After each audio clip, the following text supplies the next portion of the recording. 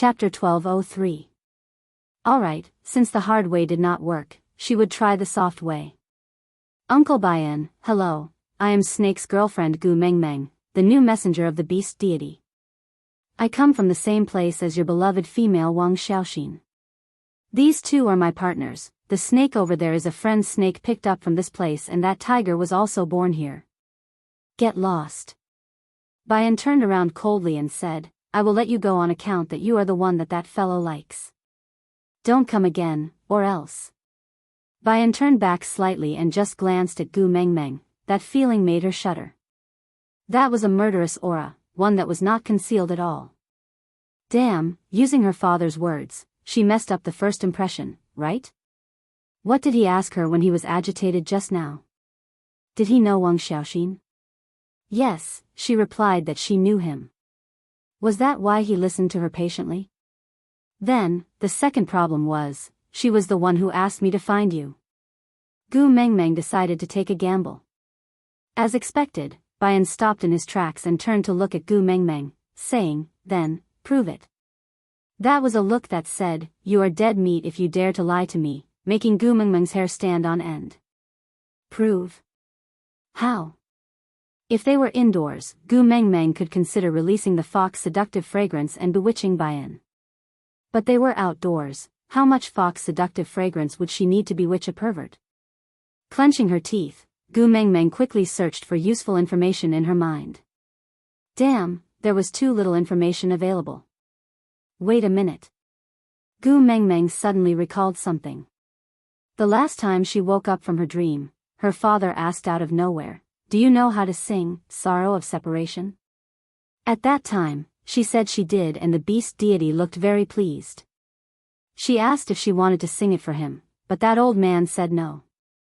Could it be, damn it, let's take a gamble. I should be leisurely in the pugilistic world, drinking a pot of wine, looking at the sorrow of hundreds of flowers in my drunken stupor. Gu Mengmeng's knowledge of this song came from TikTok, so she did not know how to sing the A part. She could only sing from the climax and observe Bayan's reaction as she sang. Don't leave a beautiful woman to wait for you on a wild trip outside the pass. How high is your love in your dreams? Damn it, I only know a few lines, but why is Higgins so calm and unresponsive? Was he right or wrong? It should be correct, right? Otherwise, with his temper, he would have already strangled her to death or turned around to leave. It was impossible for him to stand there and stare at her as if someone had poked his acupoints. The curtain has fallen on prosperity, it's hard for me to express my heartfelt feelings. Last night, I saw the man who abandoned me. Bayan turned around and stood in front of Gu Mengmeng. He said coldly, move. Action. So Gu was right? Did Higgin and Wang Xiaoxin have an agreement, and the secret code was sorrow of separation? Driven by him? But what action? She knew a few lines of the lyrics, but who knew what god Wang Xiaoxin had danced? He gritted his teeth. Now that he was riding a tiger, it was hard to get off. If he said that he was lying now, he would probably die a worse death than before. Making up her mind, Gu Mengmeng decided to give it a try and use the part of TikTok that the god had danced, sorrow of separation. Gu Mengmeng had never thought that one day, her addiction to TikTok could help her at a critical moment. Chapter 1204. After dancing for about 30 seconds, Gu Mengmeng demonstrated all the moves she learned from TikTok. Then, she clenched her right fist and made a thank you gesture with her left palm.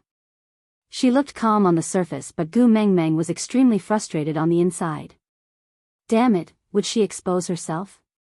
If she could not exert any strength after touching him, she would definitely be a weakling. Bayan leaned forward and suddenly smiled. That smile changed the atmosphere of the entire world. The sunlight seemed to shine through the haze, gradually dispersing the coldness. Wouldn't it have been better if you had said she called you over? How naughty. She passed just like that? Gu Mengmeng could not keep up with his pace, but she did not say much. She just helped Elvis and Leah, who were sent flying by Bayan, up before following behind him. So Uncle Bayan, can you give me the heart of the desert? Yeah, I will give it to you. Bayan smiled faintly. It was clearly just a slight smile, but somehow, Gu Mengmeng felt that Bayan looked very blissful. He was completely different from the person who was at the peak of hell just a moment ago.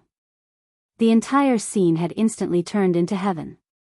It was as if he could play the role of Cupid if he had a pair of wings. Just a person called over by Wang Xiaoxin could make him so happy.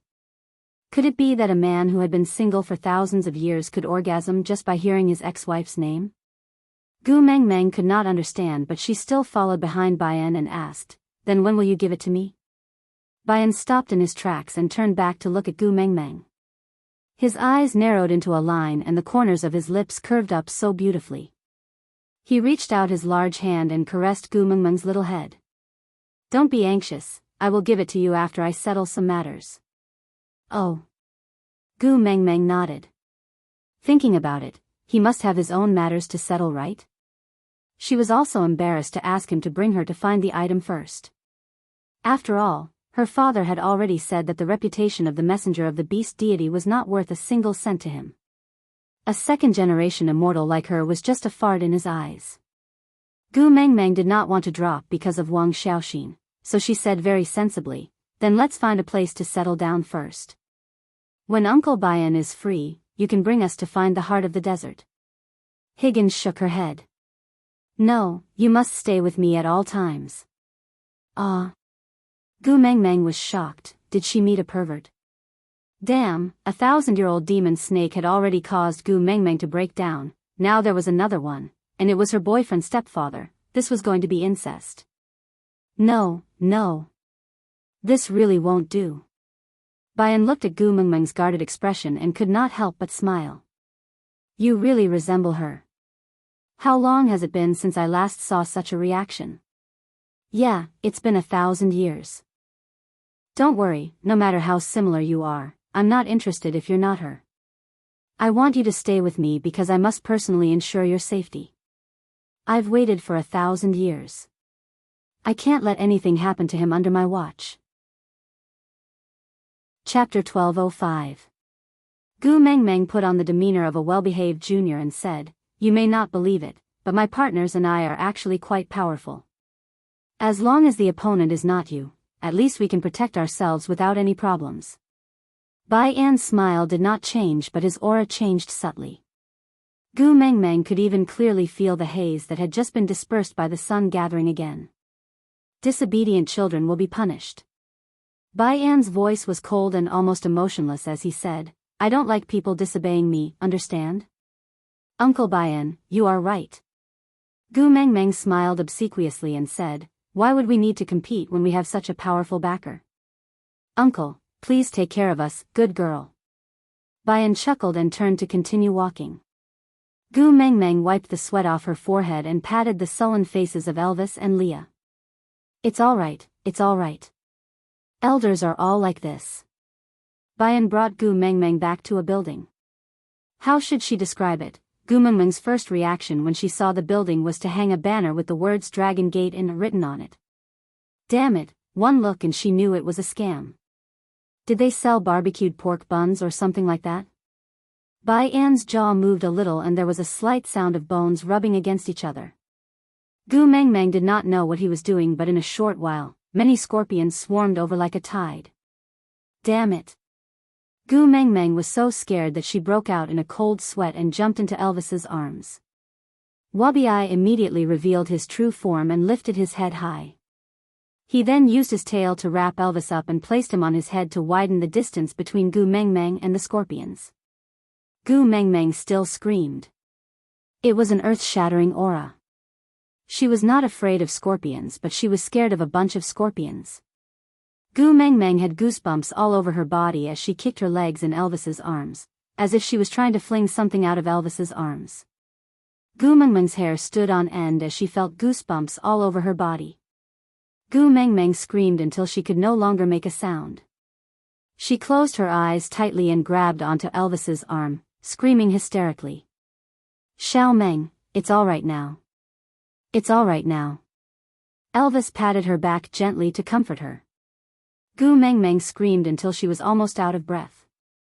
She only calmed down after hearing Elvis's words and opened her eyes carefully. What the F asterisk CK? I'm looking into Higgins' eyes. It's scarier than looking at countless scorpions crawling on my body. It was like sitting by the window looking at the night view and suddenly seeing a ghost. I called you over because I thought you liked it. Why are you so scared? Heh, there are actually people who are afraid of food. You are really strange. Bayan stood up and distanced himself from Gu Mengmeng. Then, he stomped his feet lightly and said, "Put her down, she's not screaming anymore." In front of Higgin, Wabiai's temper was as docile as a snake in the zoo for the tourists to take pictures of. He lowered his head and lay on the ground obediently. Only after Bayan and Elvis jumped down did Wabiai revert to his human form. Gu Mengmeng thought about it. The only time she ate a scorpion in the beast world was this afternoon. So, did Bayan see it then? Chapter 1206. Bayan looked at Gu Mengmeng in surprise. What are you talking about? Gu Mengmeng lowered her head. I know you must be very angry. That's right, if someone barges into my Snake King Valley and roasts my little snakes to eat, I will definitely be very angry too. I might even put the other party on the fire to roast, huh? Bayan chuckled. You are someone she called over. What's the big deal about eating a few scorpions? You are so timid. This is unlike her. Then you are not angry? Bayan shook his head. I sincerely called them over for you to eat. It's fine if you are afraid. Gu Mengmeng heaved a sigh of relief. Her father really did not lie to her. This Master Bayan was really good at doing whatever he wanted. But thinking about it, snakes seemed to have done something similar before. He picked up a little snake beside him and asked if she wanted to eat it. He even said in all seriousness that, I heard snake meat is very nutritious. The stray beasts paying tribute will only come again in half a month. So if you are hungry during this period, you can only rely on your own abilities to find food. Both of you came from here. You should know the rules, right? Bayan glanced at Oratin and Wabiai. His gaze was filled with a chilly smile. Yes. Oratin nodded expressionlessly as a reply. Leave this little thing by my side. I will look after it. But your food, settle it yourselves. With that, Bayan grabbed Gu Mengmeng by the back of her neck and pulled her out from Elvis's arms. He placed her at the side. Then, he looked at Gu Mengmeng. Does she have any message for you to pass on to me? This she was naturally referring to Wang Xiaoxin. But, what message was there to pass on? She had never seen Wang Xiaoxin before. The sorrow of separation was told to her by her father's own daughter. Her actions were seen on TikTok. If she said no, judging from Higgins' expectant eyes, would he kill her if he was unhappy? Damn it. She clearly had the powers of a beast king. Why couldn't she use it when facing him? She felt so passive. Gu Mengmeng was so flustered. Bayan stared at Gu Mengmeng for a long time. Seeing that she did not speak, he sighed. I know. I will ask her myself after everything is settled. Gu Mengmeng laughed and did not say a word. He didn't expect that even an old monster that had lived for more than 1,000 years would believe in the beast deity's embrace after death. What do you want to eat? I'll get some for you, Higgin asked softly. Gu Mengmeng shook her head and said, Don't bother, my partner will take care of me. Them? Bayan smiled lightly, and said, In Fedatin City, with just them alone, who knows who is whose food? Gu Mengmeng felt her scalp go numb and asked, What do you mean? Higgin raised his eyebrows and smiled. How dare you come to the Mecca desert without knowing anything? Should I call you brave and fearless, or reckless and ignorant? So what exactly does it mean? Gu Mengmeng felt even more uneasy. Bayan chuckled and said, Every month, stray beasts would come to Fedatin City to pay a tribute of food, and all the beast men in the city would fight for it with their own strength. But how much food do you think the stray beasts can bring? Is it enough to feed an entire city? Gu Mengmeng shook her head instinctively. Higgin chuckled and asked casually, What do you think we should do when we don't have enough food? Chapter 1207. Bayan raised his head and smiled like a red spider lily blooming in hell, charming and dangerous. Survival of the fittest, the winner gets to eat alone. You are either the hunter or the hunted. F******. Going out to kill or be killed, was that what it meant? No wonder the person sitting on the city gate spoke so strangely, and the stares she felt when she entered were so strange. It was not a misunderstanding, she was really being treated as food. Although she was used to eating things like lions, tigers and bears, Gu Mengmeng really could not overcome the psychological barrier of eating orcs. Uncle Bayan. Gu Mengmeng decided to abandon her dignity and act cute. Bayan clicked his tongue and said, I will call the scorpion, or you can call the snake. Choose. Scorpion. Gu Mengmeng decided without hesitation. Because she could understand snake language now, eating a snake in front of her was no different from eating a human. In the past, she did not dare to eat snakes because she was afraid of them, but now she really could not bring herself to do it. Bayan was just about to move his jaw when Gu Mengmeng immediately pulled his arm and said, small. I am scared if there are too many. The word helpless on Bayan's face made Gu Mengmeng smile awkwardly. She had no choice. The sight of the scorpion swarming over like a tidal wave was too scary. They were not filming Grave Robbers Chronicles, there was no need for such terrifying special effects. With two gurgling sounds, 70 to 80 scorpions gathered over. Because they were bigger, they looked rather scary. But Gu Mengmeng, who had been frightened by the scene just now, did not jump up. She just nodded and said, Wabi, smack them to death. Wabi glanced at Bayan and did not dare to make a move. Bayan rubbed Gu Mengmeng's head and said, let me do it. That would be so embarrassing. Gu Mengmeng said as she rubbed her little hands together. Her face was beaming and her eyes were filled with the words, please start your performance. She said one thing but meant another. Bayan did not say much and just stood up to walk to the center of the scorpions. He gently moved his fingers and all the scorpions were like toys without batteries, instantly losing all signs of life. Lian knew about Gu Mengmeng's cooking method in the afternoon, so he picked up the scorpions one by one to cook, not letting Gu Mengmeng tire herself out. Bayan used his fingernail to cut his finger and wiped a trace of blood from everyone's mouth. Eat it and you won't be afraid of the scorpion's venom. The males did as they were told without hesitation.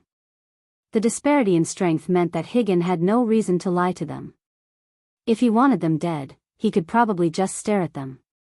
Bayan sat beside Gu Mengmeng, his cold gaze landing on Gu Mengmeng's face, as if he was looking at someone through her. Gu Mengmeng thought that since they were both from the modern world, she might have some of Wang Xiaoxin's unique aura. Uncle Higgin, aren't you busy? Then hurry up and go. After you are done, you can bring me to find the heart of the desert. Bayan leaned his body backwards with his elbows supporting the back of his body. He looked like a demonic cult leader lying on the battlefield, bewitching and terrifying. He glanced sideways, his gaze calm and not sharp. He was clearly smiling but no one could guess his emotions. He hooked his finger at Gu Mengmeng and said, little girl, let me tell you a story, how about that? Gu Mengmeng was stunned. Chapter 1208. Once upon a time, there was a scorpion living in the desert. He had no memories, no name, no companions, and no heart. Living had no meaning to him, similarly, death had no meaning. So he did not seek to live, nor did he seek to die. He just lived on aimlessly. Until one day, another person appeared in the desert. She squatted in front of him and poked his poisonous tail with her finger, saying to him, hey, are you lonely? Are you lonely? But the scorpion did not understand. What is loneliness? Is it a specific grain of sand in the desert or a piece of cloud drifting in the sky? Bayan's eyes sparkled because of this sentence. In that instant, everything in the world lost its color. Gu Mengmeng looked at Bayan, who was telling the story like a storyteller, but kept himself out of it, as if he was telling someone else's story. Gu Mengmeng was a little lost in thought. Towards Wang Xiaoxin, Gu Mengmeng's impression was that of a joker who used a book of 300 poems of the Tang dynasty to fool the Snow Fox tribe for thousands of years. She was a cruel woman who dug out Whale's heart with her own hands. She was a crazy woman who gave birth to a son just to use him to open the doors of time and space. But, in Bayan's eyes, she must have a most beautiful side that no one else knew. Gu Mengmeng did not interrupt Bayan and just listened quietly. Her hand was bleeding, but she did not care at all. She just sat on the ground and said beside the scorpion, "What a coincidence, I'm also alone. Do you want to accompany me? Accompany me to wait for someone." This time, I accompanied her for 13 winters and summers. She never said who she was waiting for, nor did she say how long she was waiting for. She just taught the scorpion how to evolve into a human, how to level up, and how to find green bricks to build a house in this endless desert when she had nothing to do. In the end, she built a city here and named it Fedatin. In beast language, it means return date. The person she was waiting for did not come, but her son did.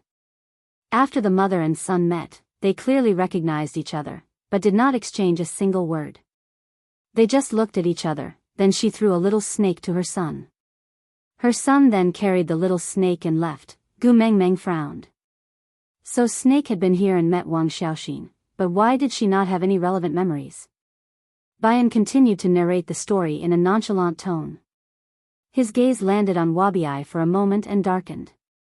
He clearly knew Gu Mengmeng's doubts, but he did not answer her and just continued. After her son left, she said to the scorpion, "I'll give you a name, Higan." It was a kind of flower, and the flower language was the gentleness of the devil. When the flower blooms, one red and one white, both symbolize death. However, the white mandala blooms on the road to heaven, while the red mandala blooms on the road to hell. Guard hell for me. If someone comes here with my entrustment in the future, give her this mandala and let her help me bring that person back. Bai An's gaze landed on Gu Mengmeng's face. He was clearly smiling, but it made Gu Mengmeng feel miserable. Gu Mengmeng could not understand her own feelings. His eyes and lips were filled with bliss, but this bliss had a heart-wrenching bleakness to it. Chapter 1209. I don't know when it started, but the stray beasts gradually stepped into this desert. They fought fiercely and disturbed his life. They even set their greedy eyes on his red spider lily. At first, the stray beasts attacked him one by one, then it turned into groups of stray beasts attacking him. Those seemingly endless stray beasts swarmed towards him, then, he became a demon in the massacre. Stepping on the mountain of white bones, he felt hunger for the first time. So, he sat on the mountain of corpses and started eating the stray beasts at his feet. In the end, not even a bone was left. So, he was worshipped by the stray beasts as their lord. His name became a taboo in this world. She wanted him to guard the path to hell. If he did not become a demon, how could he guard it? Luckily, he did not let her down and helped her wait for the person who came to retrieve the flower. Bayan straightened his body and pinched Gu Mengmeng's chin with his long and slender hands like those of a pianist. As if he was examining a piece of art, he said, "So, of course, I will give you the heart of the desert so that you can bring back the person she is waiting for. Only in this way can I be considered to have accomplished what she entrusted me to do and see her. So, I am more anxious than you, do you understand?" Gu Mengmeng nodded, not fully understanding. Bayan then chuckled and let go of her chin. "The wound is not on your own body, how would you understand? But it's all right, you don't have to understand. I will slowly tell her about this loneliness when I see her." By right, Gu Mengmeng should have felt scared after hearing that he ate a pile of corpses. But she did not know if it was because she had seen too many things that would ruin her worldview after coming to the beast world, so this matter was not something she could not accept. In Gu Mengmeng's eyes, Bayan was just a poor man who had fallen in love. "Uncle Bayan, I have a question for you." "Go ahead." "You said you are the lord of the stray beasts?" "Then Cole. That fox?" Bayan thought for a while and chuckled in disdain. "Playing house outside and declaring himself king. He is just a clown who uses his little tricks to cheat." "Then, you're not going to do anything about it?" Bayan chuckled. "The stray beasts outside are just a bunch of trash.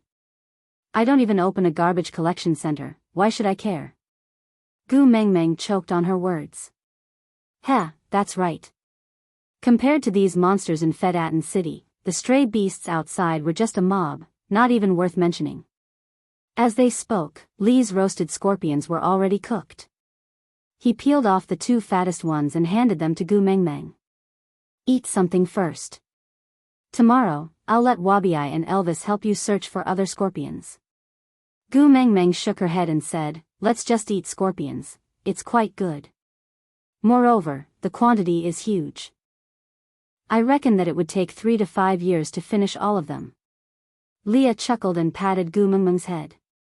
Then bear with it for a few days. When we return to our place, I will make something delicious for you. Gu Mengmeng nodded in agreement and did not say anything else. He only thought silently in his heart. Help that person back? Who was that person? How to cross the Dharma? Wang Xiaoxin was already gone. So what if he really helped that person back? He would still be like the flower of the other shore. The flower would never see the leaves, and the leaf would never see the flower. Chapter 12:10. Gu Mengmeng did not reject him, but recalled the entire song of Sorrow of Separation in her mind, trying her best to sing it to him. With every word, Gu Mengmeng could feel the blood in Bai An's heart surging. He was different from Snake. Snake was muddle-headed for the past 1,000 years, while his 1,000 years was a catastrophe known as waiting. Time was like a knife, mercilessly cutting into his heart. Now, he was finally released from his sentence. How could he not be excited?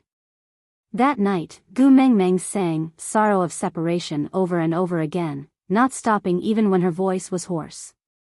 Gu Mengmeng was fortunate enough to appear on stage at this banquet with a time difference of 1,000 years.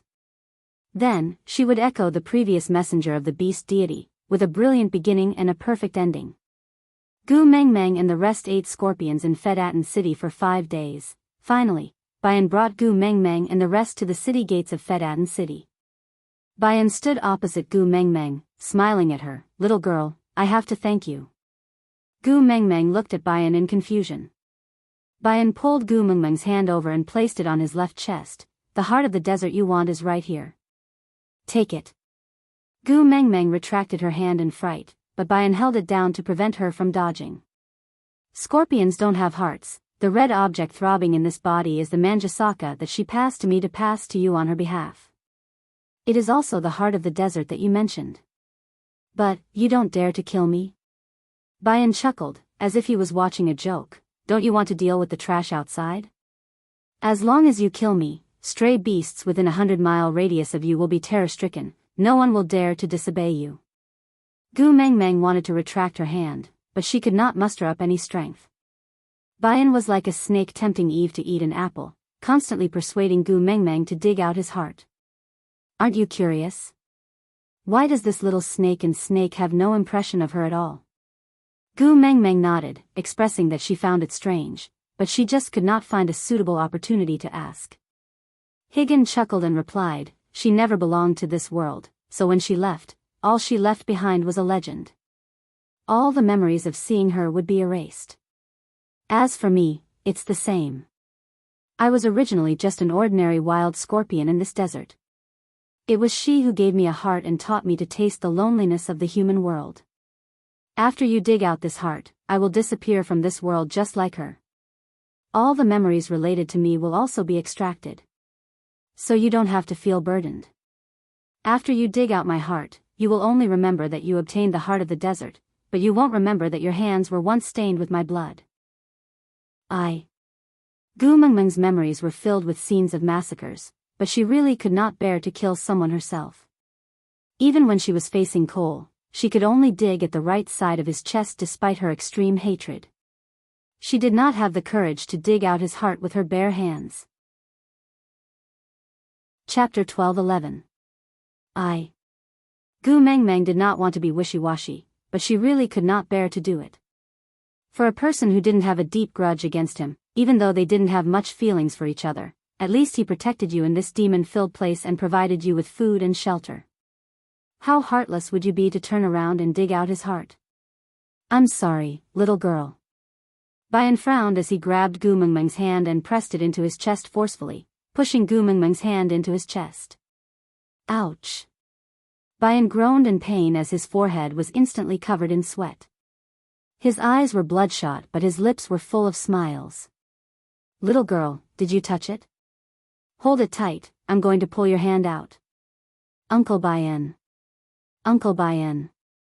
I don't want the heart of the desert anymore, don't be like this. Gu Mengmeng's tears rolled down her face as she shook her head like a rattle drum. Bayan chuckled as a mouthful of blood flowed down from the corner of his mouth. His gaze was burning as he said, "It's too late, hold it tight, don't let me die with everlasting regret." With that, Bayan used the last bit of his strength to pull Gu Mengmeng's hand out from his chest. Fresh blood splattered everywhere, dyeing Gu Mengmeng's eyes red. Uncle Bayan. The Fedatan city behind them collapsed along with Bayan's body. Dust filled the air as Bayan faced the sky. There was a huge hole in his chest that was bleeding profusely, but his lips were still in a beautiful arc, so beautiful that one could not take their eyes off him. There was only the sound of the wind blowing the sand, but Gu Mengmeng seemed to have heard the saddest love story in the world. Bayan's eyes were still looking at the sky, as if he was saying, "It's time to return, I've reached Bayan. I can finally return to your side and accompany you to find green bricks and huge stones to build another city. We can wait for that person to return together. But this time, don't leave me alone." Now, I know how torturous it is to be alone. Gu Mengmeng's tears flowed freely as she felt a sense of sadness. She threw herself into Elvis's arms and cried until she had no energy left and finally fell asleep while sobbing. He slept for a long time.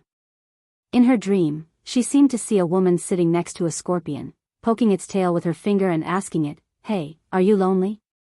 The blood on the woman's fingertip dripped into the desert and blossomed into a red spider lily. When he opened his eyes again, there was only an endless desert. Gu Mengmeng frowned. She felt uncomfortable in her chest, as if something was pressing down on it, but she just could not recall what it was. Looking at the scarlet flower in her hand, Gu Mengmeng asked Elvis in confusion, "This is the heart of the desert?" How did I get it? Why can't I remember? Do you remember?" Elvis also shook his head and said, "I fainted not long after entering the desert. When I woke up, this thing was already in your hands." Gu Mengmeng leaned against Elvis's chest and looked into the distance. She said, "Hubby, I saw a movie called Dragon Gate when I was in the modern world. The setting in that movie is very similar to this place. When we have time in the future, let's look for some bricks and boulders in this desert and build a black shop to sell human meat barbecued pork buns, alright?" Chapter 12:12. Gu Mengmeng nodded and did not say a word. Her little head was covered by the hide and Gu Mengmeng looked at the flowers in her hands blankly. She muttered softly, "Why, do I feel like I have forgotten something? Something that seems to be very important. If you have forgotten, it proves that it is not important to you." Elvis's large hand pressed lightly on Gu Mengmeng's back, helping her to stabilize the beast's skin. He kissed her little head through the beast's skin and said, "Those things that you have forgotten will be remembered by someone else. Because to that person, those memories are worth cherishing." Gu Mengmeng's expression changed. Gu Mengmeng nodded, still feeling uneasy. Then, she said, "Hubby, I have not sung for you for a long time, right?" "Yeah, the last time I heard you sing was during the night campfire party. Qi Xian was still unconscious then and Jiaoyu asked you to sing a song to see if you could wake Qi Xian up." Gu Mengmeng wrapped her little hands around Elvis's neck and smiled faintly. Recalling that time, she felt as if it was a lifetime ago. "Shall I sing a song for you? I feel that it is very compatible with this place." "Alright, I'm listening." "Spring has passed, my hair has turned white, I pondered in loneliness, I cut off a strand of sorrow to cover my eyes, I am heartbroken today, we are in different places today, there is no hope of meeting you in this lifetime." The sorrowful tune continued intermittently with the wind in the desert, stirring up some quicksand. Fluttering and silly, it erased many unremembered memories of the past. Later on, there was a legend, there was a desert at the border of the beast world, called Mecca. There was no end to the quicksand there. When the wind swept the sand into the sky, one could hear someone humming a strange tune. The words could not be heard clearly, but it made one unable to help but feel sad. But who would sing in the desert? That was just the sound of the sand being blown by the wind. There was a city in the desert called Fedatin, meaning return date. That city originally had the most ruthless and unruly stray orcs in the beast world. They were existences that could easily rule the beast world if they walked out of the desert. However, they were trapped in the desert for their entire lives and could not even take half a step out. It was said that the person who imprisoned them was the master of the stray beasts. His name was a taboo and no one dared to mention it. He was above all rules and could kill on a whim. He was a demon that wandered at the edge of hell. His pure evil had also suppressed the demons that could cause turmoil in the beast world. However, the city of Fedatin had collapsed overnight, and all the evil spirits in the city were buried within, with not a single survivor. Some people said that those ferocious demons were his playthings, to pass the time while he waited. Later, when the time came to return, the person he was waiting for finally arrived. Therefore, there was no need for that city, that person, and everything else to exist. Hence, he used 5 days to summon back all the demons that were not in the city and buried them all. He ended everything cleanly and did not leave any filth in the beast world. Because the person he liked, the person he was waiting for, had said that he wanted to protect the beast world.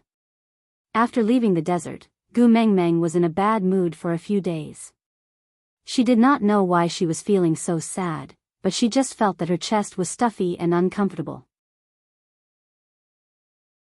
Chapter 12-13. What are you doing? You scared me to death. Gu Mengmeng howled. Wabi didn't mind. Swinging his tail, he clicked his tongue and said, "Didn't you spend so much effort to go to that godforsaken place to find a broken flower to help your little wolf break through the 5th level boundary and awaken the Beast King bloodline? You have been holding that flower in your hands for so many days. Are you planning to give it to him after it wilts?"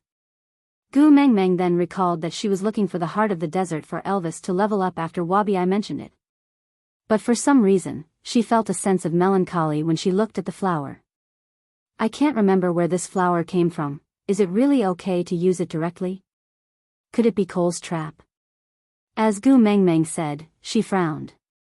"In the past, every time I looked for the 7 treasures, Cole would join in and do some disgusting things. But this time, he didn't appear.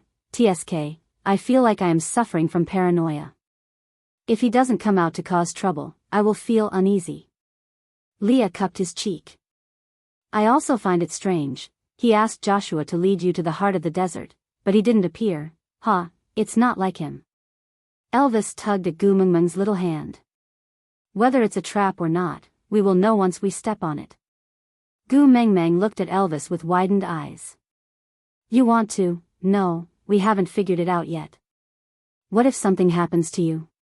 Will you allow anything to happen to me?" Elvis asked with a smile. "I won't allow it." Gu Mengmeng answered without hesitation. Elvis nodded and said, "I always listen to Xiao Meng's words. I will never do anything you don't allow, right?" "But..." Gu Mengmeng looked at the flower in her hands hesitantly.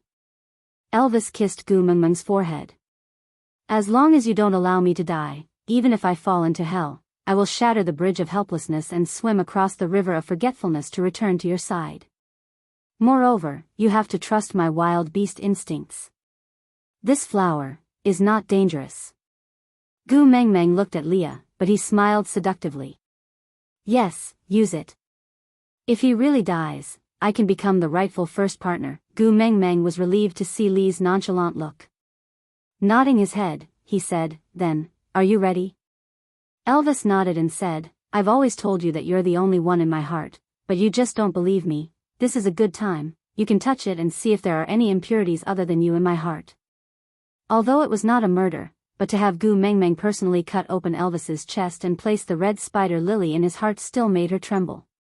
What if she lost control and killed Elvis? "Why don't you let Leia do it?" He was a witch doctor, so he knew when to stop. "I've never cut open anyone's stomach. What if my hand trembles and I become a widow? Elvis smiled as he pulled Gu Meng Meng over and kissed her.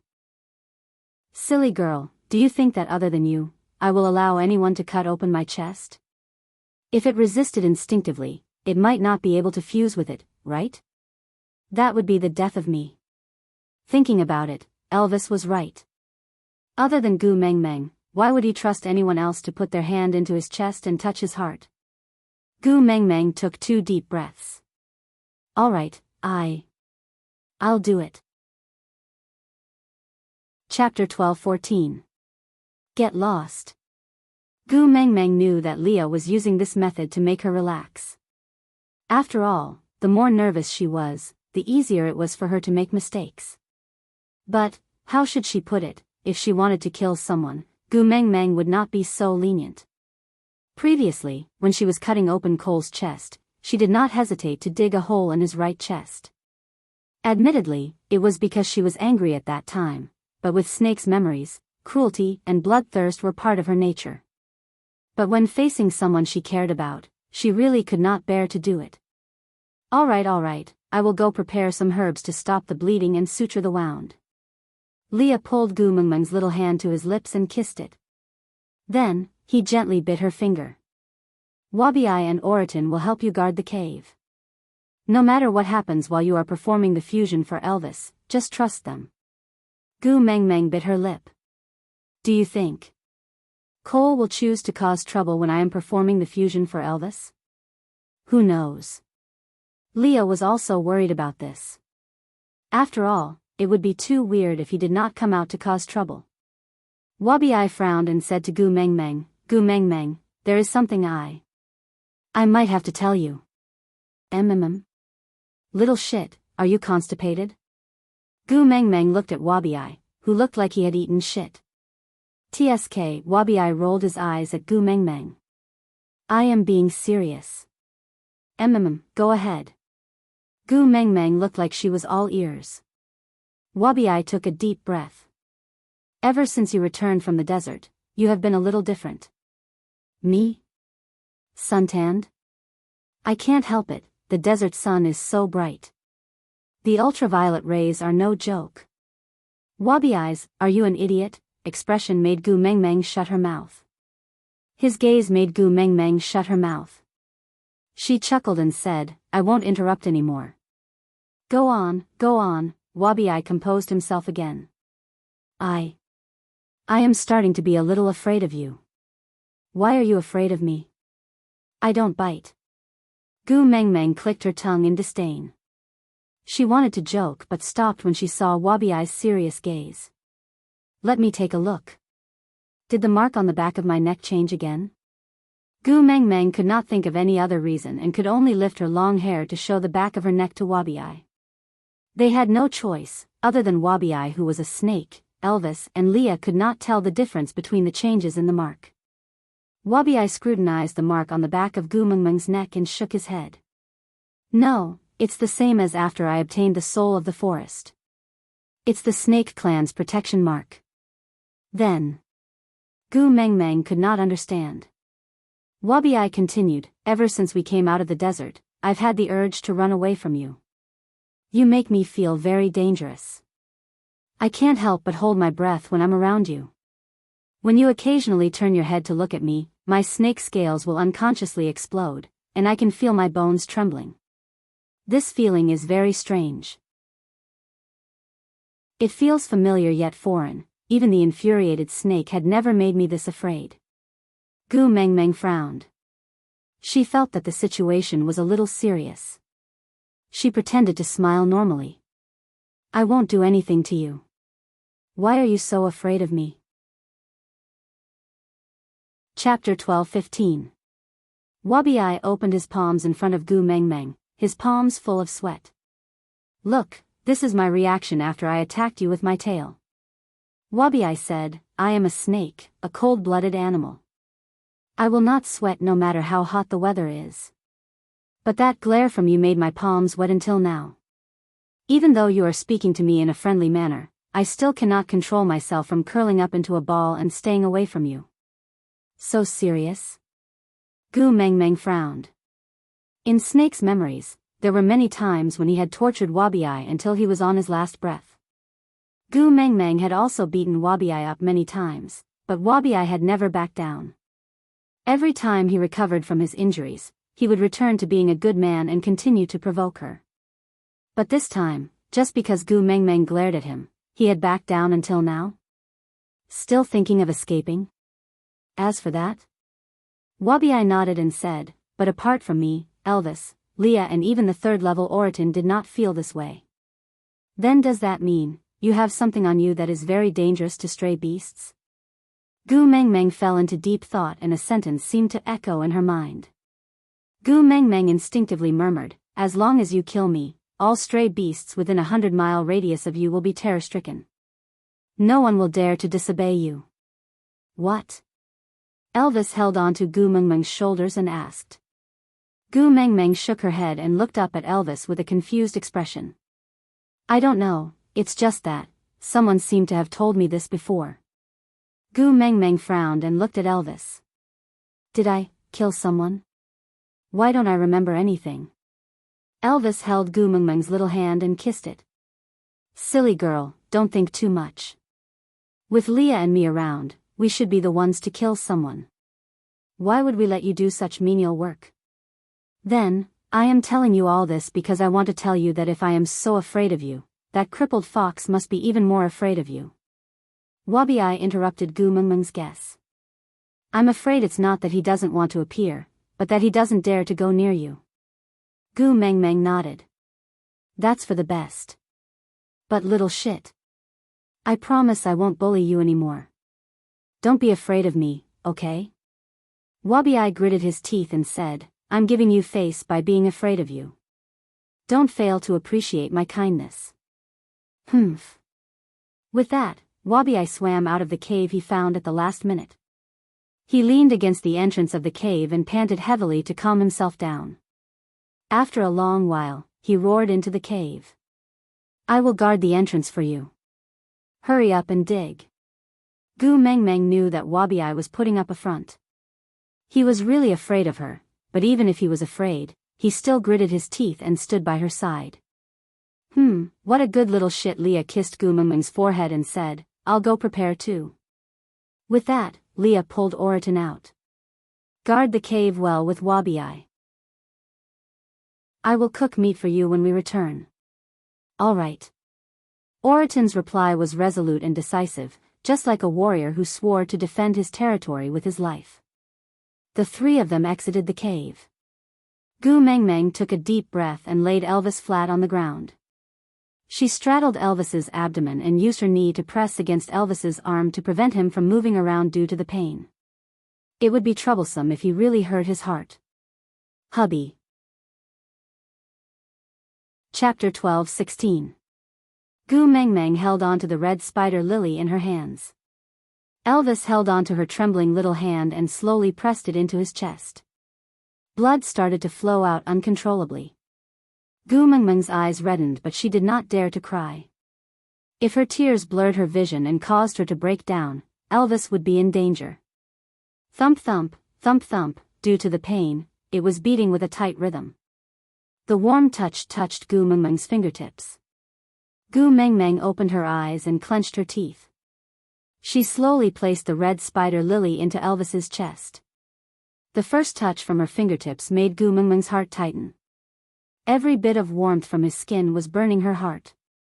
That flower was like quicksand on her fingertips, slowly merging with Elvis's heart.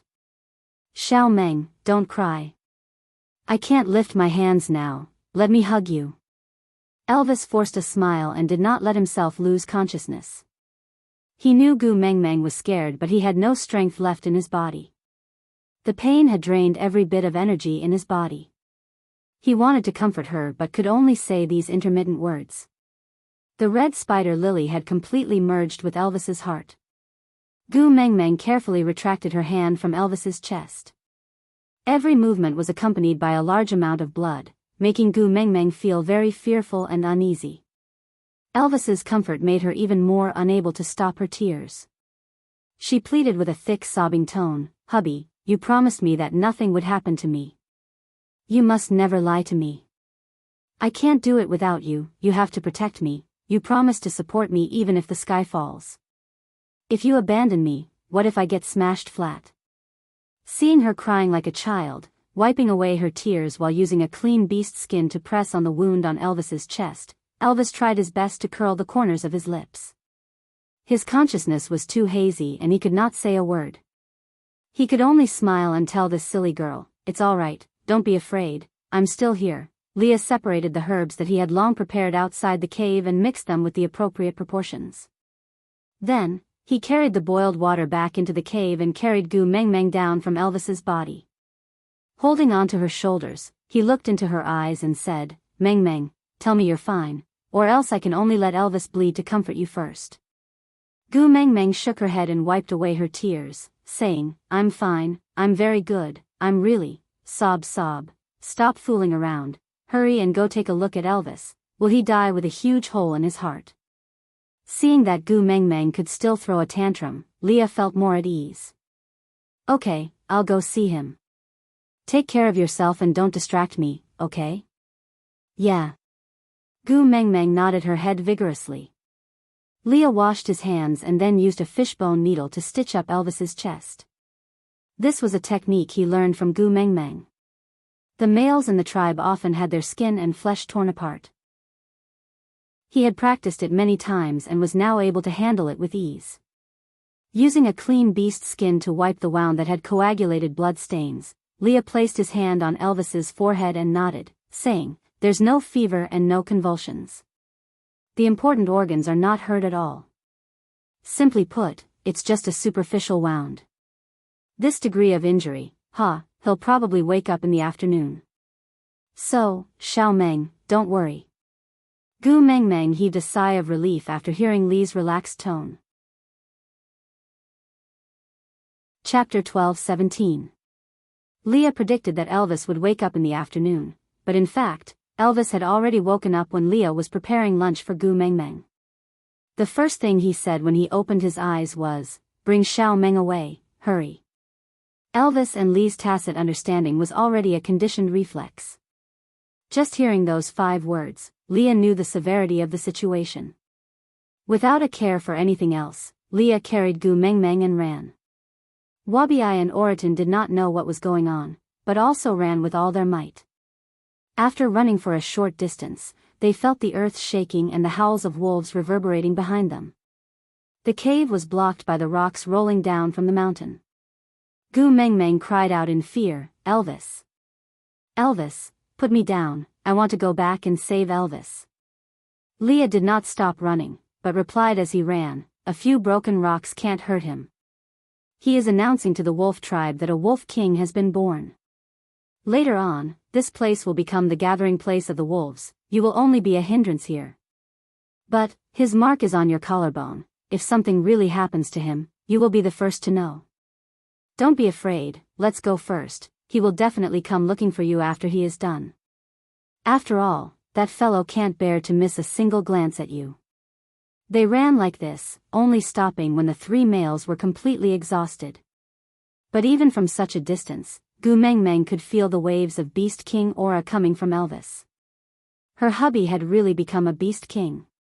Gu Meng Meng touched the mark on her collarbone and slowly heaved a sigh of relief. She did not even feel the slightest bit of pain, it seemed like Elvis was really handling it with ease. Lunch had already been prepared, but was interrupted by Elvis's sudden awakening.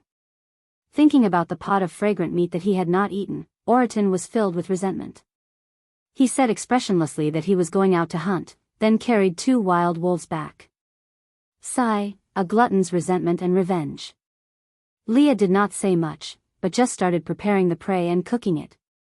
Gu Meng Meng's thoughts were all on her collarbone, so she did not bother about what Oriton had hunted.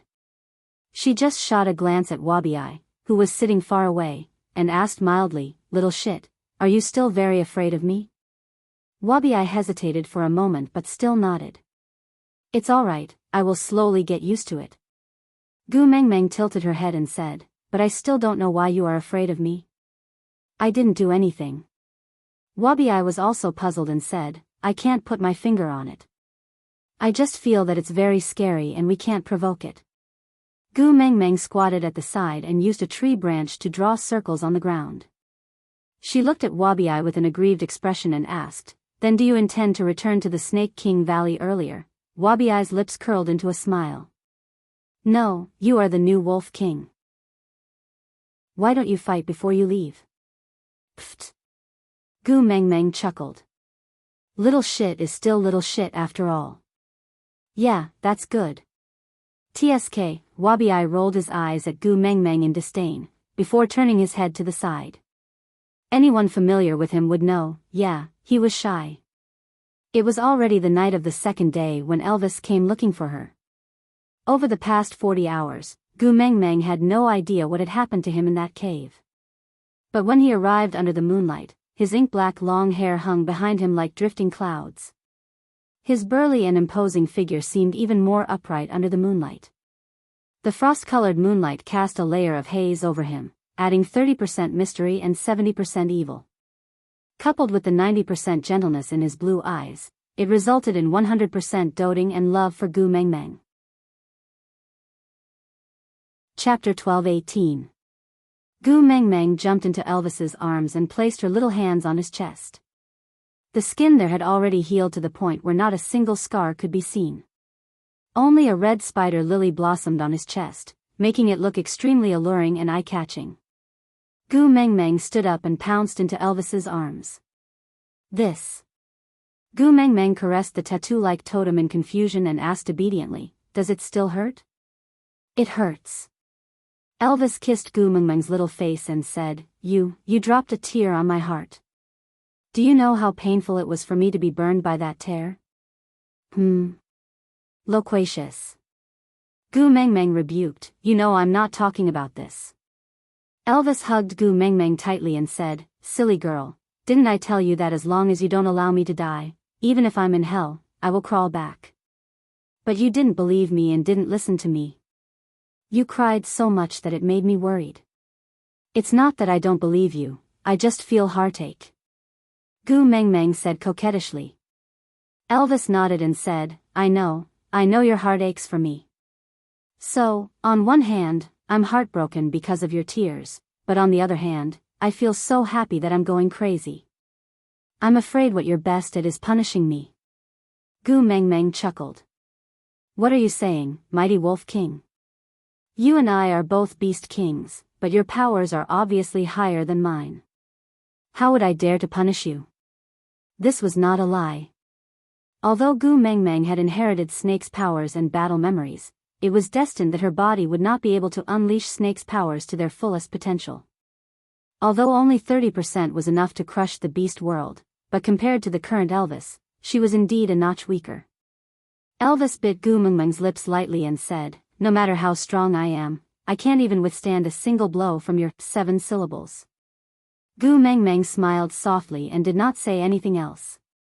She just leaned her head against Elvis's chest and let her worry for the past 40 hours gradually calm down. Leah swayed his tail and stretched his waist. "Sigh, our family is finally like a normal family. It's really, I suddenly feel relieved." Gu Mengmeng tilted her head and looked at Leah. "What normal family? Hasn't our family always been normal?" Leah shook his head pretentiously and said, "Have you ever seen a female family with the strongest battle power? If anything happens, Elvis and I don't even have the confidence to say we will protect her. Now it's finally all right, I can be at ease and fight for my life in the future if anything happens. Even if I die, Elvis has enough power to protect you." "Leah." Gu Mengmeng frowned and said, "What did you promise me when we mated?" Leah took 2 steps forward and placed both his arms on Gu Mengmeng's knees. He bent over and laid on her thighs, looking up at Gu Mengmeng. "Elvis is so strong now, do you still care about me? Do you still care if I'm alive or not? Do you still need me to accompany you?" Gu Mengmeng reached out and twisted Lee's ear. She pulled it upwards and said with a cold face, "Say it again." "Ouch, ouch, ouch, ouch, ouch. My dear Mengmeng, I was wrong. I won't talk nonsense anymore. I'll level up as soon as possible. After we get the love of the sky, we'll go find the spirit of the rocky cliffs. Then I'll break through to level 5 and become a beast king. I'll protect you forever, okay? Twist gently. Gu Mengmeng loosened her grip and rubbed his furry beast ears. That's more like it. Chapter 12:19. Elvis chuckled. Yes, you are right to be weak. Leah was not angered. He snuggled deeper into Gu Mengmeng's arms and the three of them played together. The next morning, Gu Mengmeng woke up in Elvis's arms. When she opened her eyes, she saw Elvis looking at her lovingly. Leah was cooking nearby and Oriton was circling around the pot as usual. Wabi was even further away from her. It seemed like he was still afraid of her. There were many more wolf beasts around them. They did not come close and just surrounded the perimeter as if they were guarding them. Gu Mengmeng pointed at the wild wolves. Elvis tidied Gu Mengmeng's hair. Do you remember the colorful snakes by Snake's side? Gu Mengmeng nodded. Those little snakes followed her for a period of time.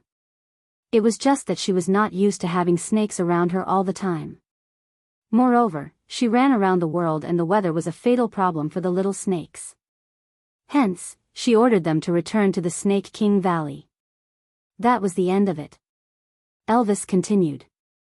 After I became the Beast King, I became extremely attractive to the wolves. They yearn for their king and gathering around me is an instinct. Although they are just wild beasts, they have their own way of thinking and communication. The amazing thing is, I can feel what they are thinking now. Gu Mengmeng could understand this feeling. Hence, ever since she became the Snake King, she was determined not to eat snake meat. Although she did not eat it in the past, the feeling now was even more different. Elvis smiled. That's good too. Although you don't like to eat wolf meat and feel that it is too hard, at least you will not starve if there is a situation where it is inconvenient to hunt. Gu Mengmeng's mouth twitched. You still dare to eat wolves? Elvis lowered his head and chuckled. He narrowed his eyes. Have you forgotten? When I was in the stray beast camp, I even ate orcs. Even if I can feel their thoughts and understand their language now, they are still wild beasts. Using Snake's words, they are my people, so I can kill them and eat them whenever I want. It is their honor to fill the stomach of my female. If you don't believe me, you can ask them if they are willing to become food in my stomach. Elvis howled and the surrounding wolves all prostrated on the ground, showing a look of submission and obedience. Gu Mengmeng face-bombed. Was the huge difference in thinking due to gender or race?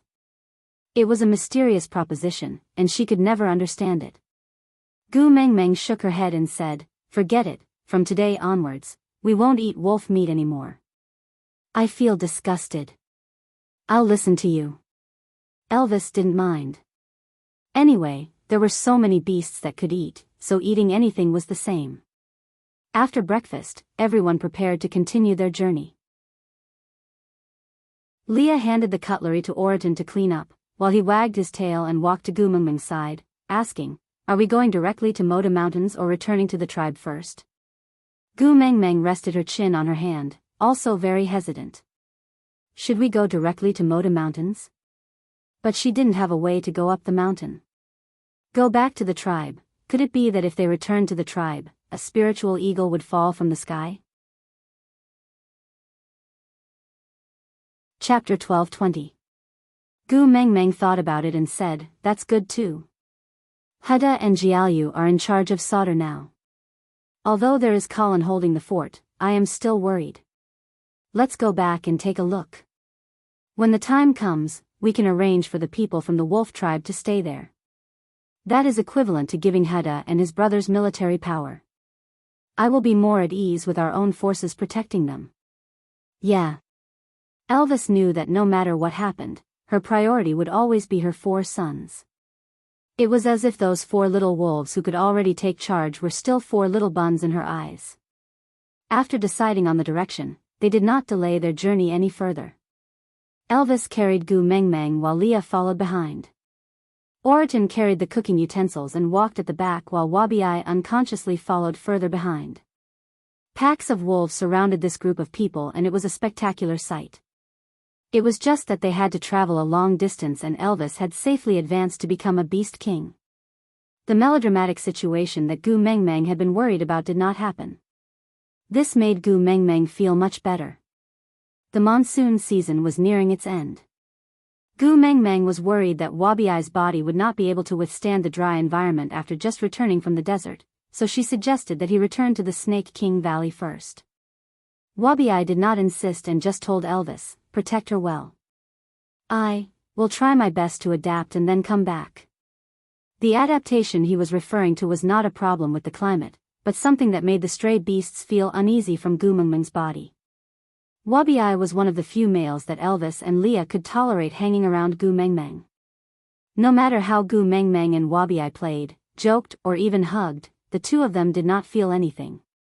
Sometimes, Gu Mengmeng would feel a little jealous when she hugged Sandy, Elvis and Leah. But she could not bring herself to feel jealous towards Wabiai. This was very strange, but there was no need to think too much about it. Anyway, she could not think of anything even if she wanted to. After Wabiai left, Gu Mengmeng, Elvis, Leah and Oriton continued on their way to Sauter. Meanwhile, in the meeting room of Zacharias, a wolf and a fox were facing each other. "Ha, the young master of the stray beasts, you sure know how to use this identity well." Cole walked down the steps and gently pinched Chishuan's chin. With a sinister gaze, he said, "You are indeed an ungrateful wretch. You turned around and bit me. Your female is pregnant with your female child. Shouldn't she be raised by your side? I am putting myself in your shoes and thinking for you." Qi Xian did not avoid or get angry. He just stared straight at Cole and replied calmly. Cole chuckled. His smile was eerie and sinister as he said, "It's rare for my little Xian to be so filial. Since that's the case, I'll let you raise that female child after she is born. After she grows up, I'll give her to you as a tool for you to break through the third-level boundary in the future. How about that?" Qi Xian brushed away Cole's hand that was pinching his chin and frowned in disgust. "If the four of us want to mate with any female, we have to get my mother's approval first. Do you think my mother would allow your daughter to touch me?" Chapter 12:21. Qi Xian leaned against the table in the meeting room and crossed his arms in front of his chest. "My mother is beautiful at any time, but I've seen her cry once and it's a terrible sight. So I don't intend to see it a second time." Qi Xian chuckled, looking as though he could not do anything about his own mother. It was hard to tell if he was talking about his mother or his daughter. He rubbed his head and said, "You should keep your daughter for yourself. I don't like her being dirty. Let's wait and see." Cole laughed coldly. He had been too confident in Qi Xian in the past and thought that he had him firmly in his hands. He did not expect Ah Gu to cry so much that he was stunned. Back then, he had been as heartless to Ah Gu as he had been to Ah Gu. Now, he had turned around and treated her just as heartless. TSK, in terms of heartless nature, he was more like his son. Once Ah Gu set off to search for the heart of the desert, Qi Xian used his status as the stray beast young master to order the stray beasts to snatch females from Saint Nazir. It was nothing new for stray beasts to snatch females. Moreover, they were snatching from Saint Nazir. Those stray beasts thought that Qi Xian had fallen in love with a certain female but was unwilling to share it with others, or that the other party had not agreed to it. That was why he had the intention to snatch her. Even though Cole had given the order not to touch the 3 tribes of Saint Nazir, Sauter and Zacharias as well as the 16 tribes that had just submitted to Sauter, but snatching the wife of the messenger's son from Saint Nazir should at most be considered a family matter, right? The stray beasts thought about how much Cole doted on Qi Xian and how much the messenger treasured Qi Xian. No one would blame them for snatching a female for him. So they treated it as a way of coaxing the young master and snatched the female from Saint Nazir without a second word. But who knew that when they reached Saint Nazir, there was only one female at home? The famous 16 valued females were nowhere to be seen. Left with no choice, they could only capture that half-orc. Once Qi Xian saw the female he captured, he wrapped her in a beastskin bag and carried her away without a second word. At that time, Cole was preparing a cart full of prey to deliver to Fedatin City and coincidentally met Gu Mengmeng. Halfway through his journey, he was hindered by the news from the spies planted in the various tribes. Saint Nazir was attacked by stray beasts and all the females in the tribe were snatched. Sauter was attacked by stray beasts and Heda and Jialu were nowhere to be found. Zacharias was attacked by stray beasts, Qi Xian was heavily injured and on the verge of death. When Cole received these 3 pieces of news, he was dumbfounded. Why would stray beasts do such a thing? Since it happened at the same time, it was clear that someone was controlling it. Who could set up such a trap and turn the tables on him? Leah? It must be Leah. Cole quickly calmed down and analyzed the situation. All 3 things could not be true. Leah would not do meaningless things, the female of Saint Nazir, the missing Heda and Jialu, as well as the severely injured Qi Xian. Cole only took a second to confirm that Lee's target was Qi Xian. The reason was simple. Cole had been using Qi Xian to threaten Gu Mengmeng, forcing her to not dare to act rashly. The easiest way to resolve this situation was to kill Qi Xian. As long as Qi Xian was dead, he would no longer have any leverage to threaten Gu Mengmeng. And, Gu would definitely blame it on him for the stray beast's actions, right? He was not afraid that Gu Mengmeng would hate him, but he did not want to be the scapegoat. Chapter 12:22. Our little Xian has grown fangs and claws, but, did I ever teach you? In front of an enemy you can't defeat, it's best to remain docile. Cole strangled Qishuan's neck with a sinister smile. Qi Xian did not resist and just allowed him to strangle him. He even looked at Cole with an extremely provocative gaze. Cole released Qi Xian a second before he breathed his last. You are certain that I won't kill you, so you want to use this against me? Qi Xian sat on the ground, panting heavily. After a long while, he finally lifted his eyes. He was clearly the pathetic one, but he was smiling victoriously. I wasn't sure at first, but now I'm sure. You can't kill me. Qi Xian said, I know that the reason you are holding me in your hands is not to save your life. You want to use my blood to taint my mother's soul and turn her into someone like you. Every time you use me to force my mother, the outcome you are hoping for is not for her to back down, but for her to go crazy. You want her to give up on me and even kill me personally so that she won't be forced to do those things she doesn't want to do. If my mother doesn't do it, everything you do will be meaningless. Qi Xian stood up shakily with his hands on the table. He wiped the blood off the corner of his lips. What's the point of always bullying a female? Why don't you change your opponent and let me play with you? Ha! Cole chuckled. He narrowed his eyes and said, Little Xian, do you think that death is the most painful thing in this world? TSK, how did I raise such a naive child? Qi Xian also chuckled and replied, Indeed, you have many ways to torture people. But I am different from my mother. My mother cares about too many people. That's why she is full of loopholes for you to exploit. As for me, other than my mother, I don't care about anyone, including myself, and you don't have the ability to harm my mother. So in front of you, I have no weaknesses. This time, I have disrupted your plan to disgust my mother. Consider it a declaration of war. In the future, there will be frequent disruptions like this. I am just informing you in advance. After all, I am indebted to you for taking care of me for so long. Alright, let's wait and see. With that, Cole turned to leave. Wait. Qi Xian called out. He casually threw the beast skin bag at the side in a parabola to Cole. Take your trash away.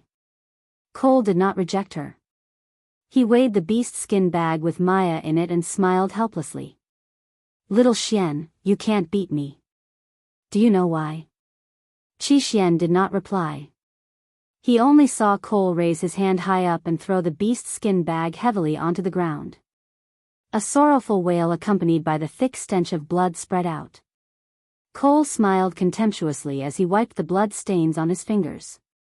He looked up at Qi Xian and said, Because you are not ruthless enough and you are not ruthless enough.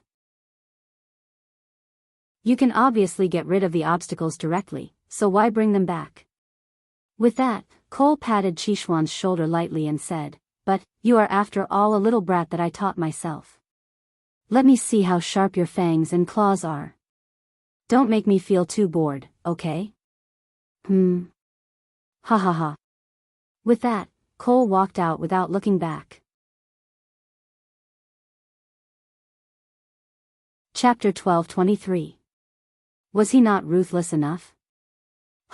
Compared to Cole, who could throw a pregnant female to death without batting an eyelid, he was indeed too soft-hearted. To fight against Cole, kindness was the most important thing. But that mother of his, she could not do anything insane. "Let me do the dirty work, mother, you, just don't cry so miserably again." Qixuan sighed and returned to the meeting hall of the fake village. He crossed his arms on the table and supported his chin with the back of his hand. He stared at the direction of the cave with an expressionless face. He really did not look like a 2-year-old child like this. On the other side, when Gu Mengmeng finally reached Sauter, there were already 70 to 80 lone wolf beasts gathered around her. And the wolf beasts did not call Gu Mengmeng the Great Messenger, but Queen. Gu Mengmeng did not mind this, because the people of the Snake King Valley also did not call her the Great Messenger, but called her Saintess. But hearing Queen, Gu Mengmeng got addicted to acting, and would lie on Elvis seductively, blinking her eyes and asking, "Mighty King, is your concubine beautiful?" Elvis's face and ears would always turn red from her teasing. Looking at her delicate and alluring look, he could not wait to tear her apart and eat her up. But she just had to run away after teasing him, never taking responsibility. He gritted his teeth, but could not do anything to her. Her eyes were bright and beautiful, and the corners of his lips would automatically rise. In this lifetime, he had fallen into her hands. Other than spoiling her, there was nothing else he could do. After hiding for almost 2 months, Hada and Jiaoyu could finally see the light of day again. They stood at the door waiting for Gu Mengmeng, their smiles brighter than the sun. Seeing Gu Mengmeng from afar, they ran over happily, but before they reached her, they heard Elvis say, "Don't hug my female." Then, the 2 little ones stopped in front of Gu Mengmeng, unable to move even half a step. "Mother." Jiaoyu pouted, feeling extremely wronged. "Mother, why am I a wolf? I want to be a fox," sobs. "I want to be a fox." Gu Mengmeng glared at Elvis and said, "I warned you before, don't bully my sons." Elvis sighed. No matter how old these 4 annoying fellows were, Gu Mengmeng would always stand on their side regardless of whether they were right or wrong. Elvis facepalmed and said, "I'm just afraid that they'll crash into you too fiercely. Hug me if you want, I won't stop you, alright? Don't be angry, be good." Gu Mengmeng walked forward and held her 2 sons' arms with 1 arm each. Actually, she wanted to hug his neck, but, "You guys seem to have grown taller again. I'm only up to your shoulders now. What a blow to my pride.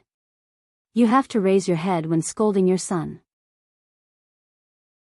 You don't have the bearing of a mother at all." Jiaoyu playfully rested his head on Gu Mengmeng's shoulder and said, "No way, no matter when we talk to Mummy, we always lower our heads. Mummy is so imposing. Besides, we're so obedient. As long as you glare at us, we'll immediately restrain ourselves. Why would Mother need to get angry and scold us? You can't bear to do that, can you? Only you know how to talk." Gu Mengmeng pinched Jiaoyu's handsome face, feeling extremely satisfied. A son with a sweet mouth is really lovable. Gu Mengmeng smiled until her eyes squinted. She hugged her 2 sons on each side and entered Sauter.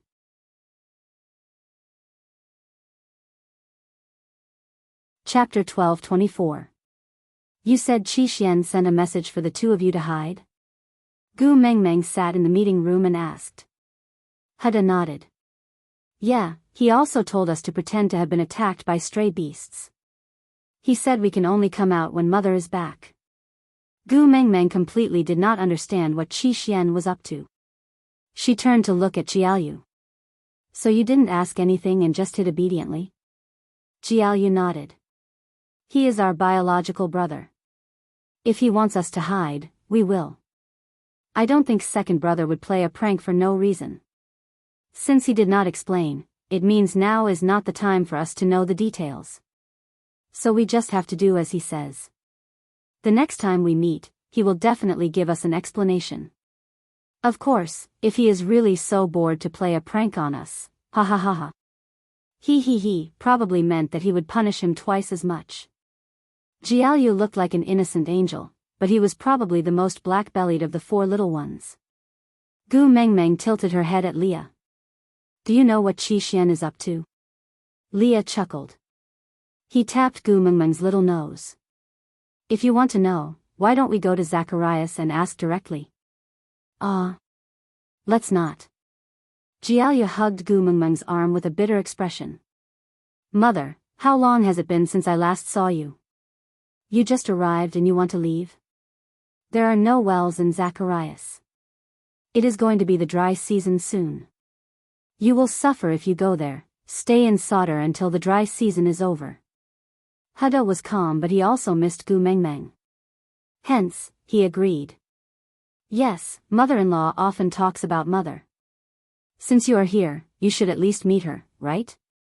Joseph and his brothers are growing up very well. They are very cute and are godsons after all. If you don't show up soon, they might forget about you. Speaking of Joseph, Gu Mengmeng felt a chill. Damn it. Just the thought of Sandy asking her to carry that little cub away and raise him as a child husband made her hair stand on end. Harming an infant in his swaddling clothes, damn Sandy. I treat you as my best friend, but you treat me as a pervert. Sighing, Gu Mengmeng nodded and said, it just so happens that your beast father has just become a beast king and there should be many wolf beasts joining our tribe during this period. You two take advantage of this dry season to deal with this matter. If there's anything you need help with, look for your father.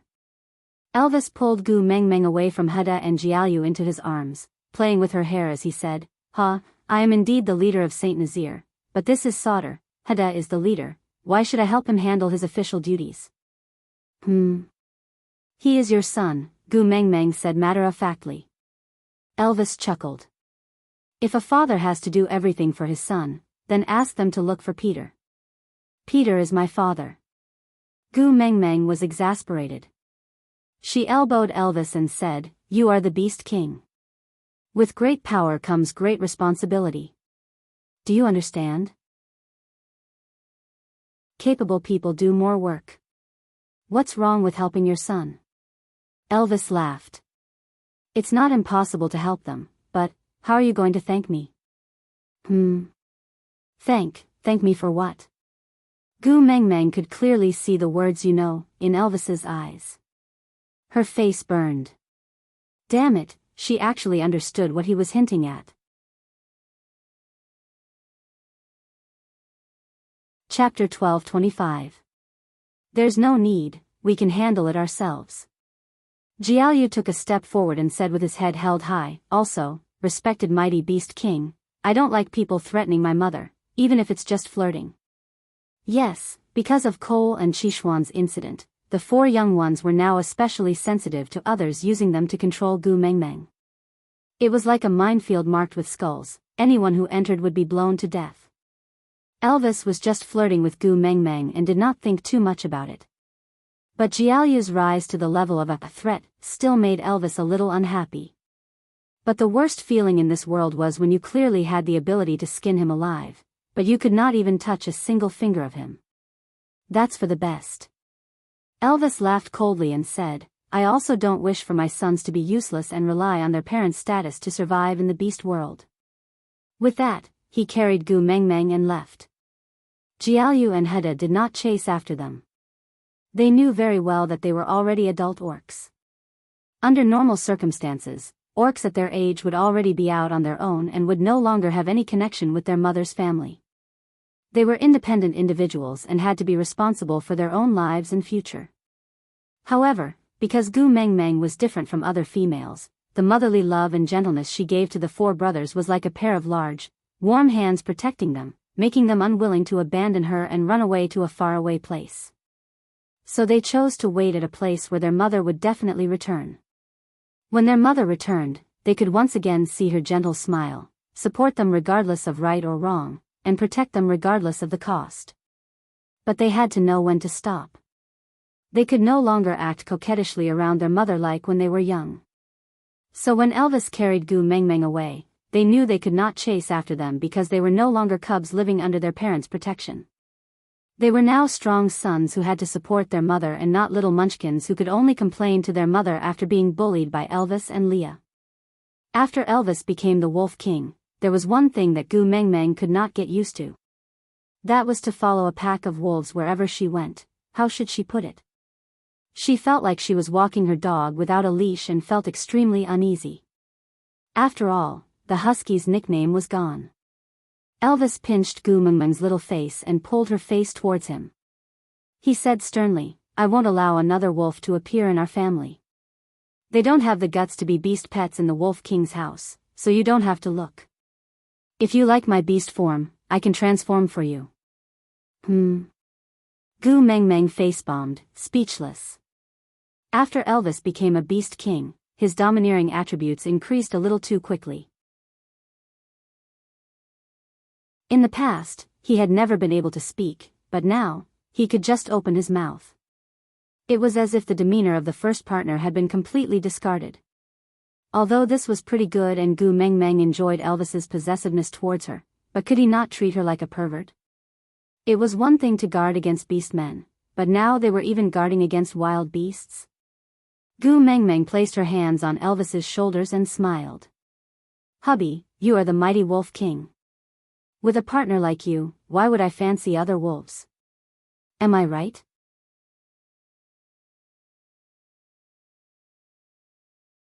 Chapter 12:26. It was Gu Mengmeng's habit to visit Sandy the moment she arrived at Sauter. This was already a custom.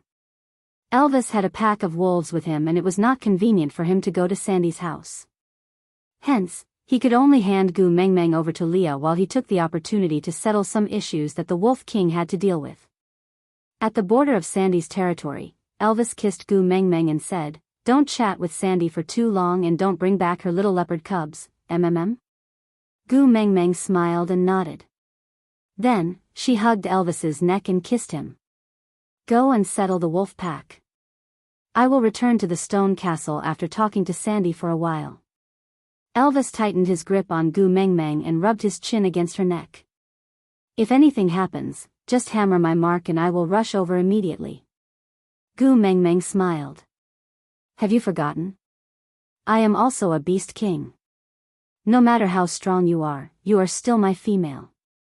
I can't help but worry." Elvis kissed Gu Mengmeng's brow again. "Be good."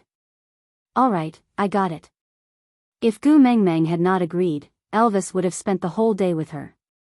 She would not have to visit Sandy and he would not have to settle his work. He was still willing to part with her, but Elvis still handed her over to Leah. "Take care of her." "Yes, mighty Wolf King." Leah replied teasingly before carrying Gu Mengmeng back to Sandy's house. This was the advantage of being a witch doctor. He could ignore all territorial boundaries. Sandy could not sit still the moment she heard that Gu Mengmeng was back. She paced around the door several times. If not for Colin stopping her, saying that Gu Mengmeng was the messenger of the beast deity and that she must have things to settle in Sauter first, and that she would only be a burden if she went, Sandy would have rushed into the meeting room to snatch her away. Now that she saw Gu Mengmeng, she could no longer hold back her smile. It was as radiant and warm as the spring breeze in March. Gu Mengmeng jumped down from Lee's arms and hugged Sandy. Even though both of them were mothers, they were still full of youthful spirit. They held each other's hands and giggled foolishly. Even though they had so many things to say to each other, they could only condense into one sentence: "I missed you so much." On one side, Gu Mengmeng and Sandy were lovey-dovey together, while on the other side, Elvis was sitting on a huge rock on an empty plot of land outside Sauter. He looked lazy and devilish, his gaze as calm as the deep night sky, boundless and boundless. There were no fluctuations of emotions on his nonchalant face, only the slight frown on his face indicated that he was feeling impatient. There were close to 100 orcs standing on the empty ground and all of them were single wolf beasts. They were all attracted by the Beast King. Elvis could even feel that there were some wolf beasts that had already mated and were trying to convince their partners to follow them to Sodor to seek shelter from Elvis. Lord Wolf King, please consider this seriously. We should have our own territory. With your current status, how can you live with other races? One of the wolf beasts said. Yes, the first problem Elvis had to face was the issue of the territory of the tribe. In the past, there was only one Beast King in the beast world, and that was Snake. So when a new Beast King was born, Snake's actions became the basis and standard to be followed. Snake had a Snake King Valley and all the snake beasts lived in the valley, receiving the protection of the Beast King. So now, they felt that the wolf tribe should also have their own territory. It could be called Wolf King Valley or Wolf King Mountain.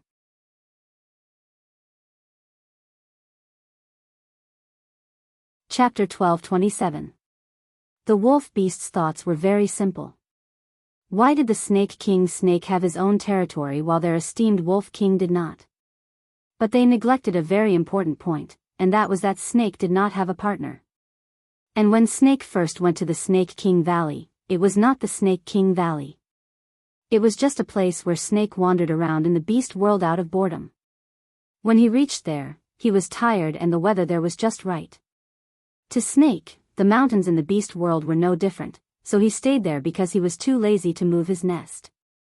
Later on, the snake beasts were attracted by the Beast King and slowly gathered there, forming the Snake King Valley. Snake had never said that others were not allowed to step into the Snake King Valley. It was just that his reputation was too great. Other than the snake beasts, no one dared to go near him. After many generations, that place slowly became a forbidden area in the beast world and no one dared to step in again. But Elvis's situation was different. He had Gu Meng Meng by his side.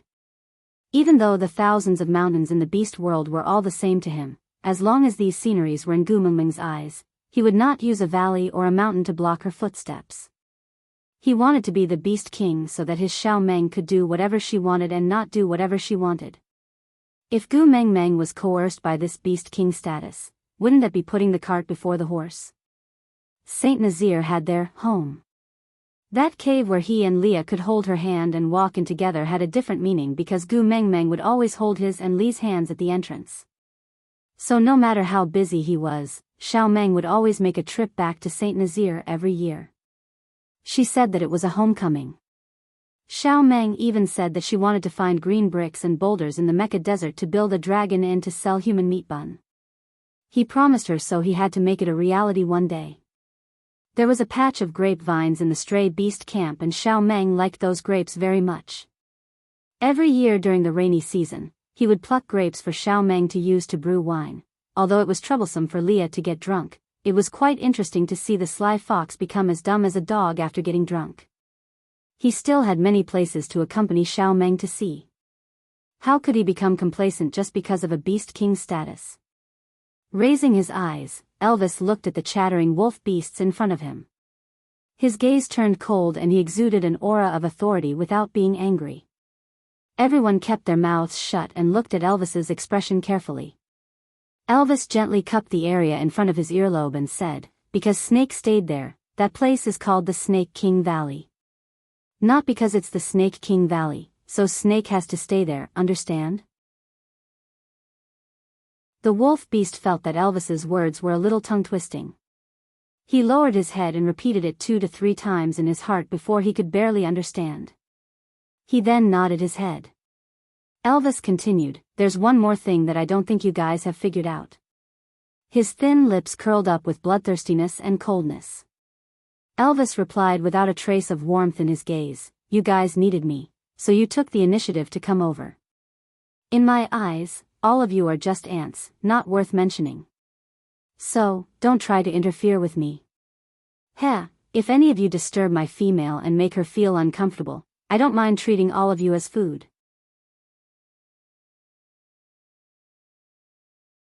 Chapter 12:28. With that, Elvis's gaze swept across everyone's faces coldly. Did he finally recognize his own status? Did he still think that gathering by the Beast King's side was like joining a new tribe, that as long as he was strong enough, he could make requests without fear in front of the tribe leader? Wishful thinking. Elvis leaped off the huge rock and walked past the wolf beasts. His steps were slow and unrestrained, as he walked nonchalantly. As he walked, he said, "Today is the first day I, the Beast King, have met all of you, so I have generously used up all my patience. There will not be another chance to talk like this in the future, so, all of you better behave yourselves." Not wanting to waste any more time, Elvis's gaze was locked onto a point. That was the direction of Sandy's house. He had already wasted enough time here, and now he just wanted to hug Gu Meng Meng and give her a kiss. He walked faster and faster like the wind. When he reached the boundary of Sandy's territory, he saw Gu Meng Meng and Sandy sitting at the door, talking. Sauter was not like Saint Nazir, and Sandy's territory was only a few dozen meters in front of the door. This was already because of her special relationship with Gu Meng Meng and the special care given by the new leader, Heda, so they received preferential treatment. Elvis had just walked closer when he saw Gu Meng Meng turn around and meet his eyes accurately. She then smiled at him with curved eyebrows. This smile dazzled Elvis's eyes. His previous devilish aura disappeared completely in an instant, and the corners of his lips curled up together with her smile. It was warm and radiant, completely unlike the Beast King who killed decisively just a moment ago. "Sandy, can I call Elvis over?" Gu Meng Meng held Sandy's little hand and asked. Sandy scrunched her nose and said, "Do you still have to treat me like an outsider? Since when did your family come to my place and not enter whenever they want?" Gu Meng Meng smiled sweetly and said, "We might be familiar, but we still have to show the necessary respect." Sandy pouted and pinched Gu Meng Meng's waist. Pretentious. Sandy did not use too much force, so it did not hurt at all. Instead, it tickled. Gu Meng Meng laughed and dodged. "So can I or not?" Okay, hurry up and invite your Wolf King in." Sandy said with a smile, "I'll explain everything to you once and for all. In the future, if you want to look for me, just come directly. You can bring whoever you want. You don't have to ask me to give permission one by one. It's a waste of my saliva. It's very troublesome." Gu Meng Meng glanced at Bode, who was standing at the side as if he was being punished, and said, "What kind of first partner are you? Didn't you hear my Sandy say she was thirsty? Aren't you going to pour some water?" Bode was very aggrieved, but he did not dare to resist. He could only obediently pour the water. Gu Meng Meng then waved at Elvis. "You clearly heard Sandy say that you can come in, why are you still standing there?" When Elvis's gaze met Gu Meng Meng's, he could not help but smile. His gaze was so gentle that water could be squeezed out of it. Step by step, he walked towards Gu Meng Meng and directly scooped her up into his arms. He rubbed against her neck and greedily inhaled the air that carried her fragrance. "I heard it, but I'm waiting for you to wave at me. I like the way you call me to your side. It's so beautiful."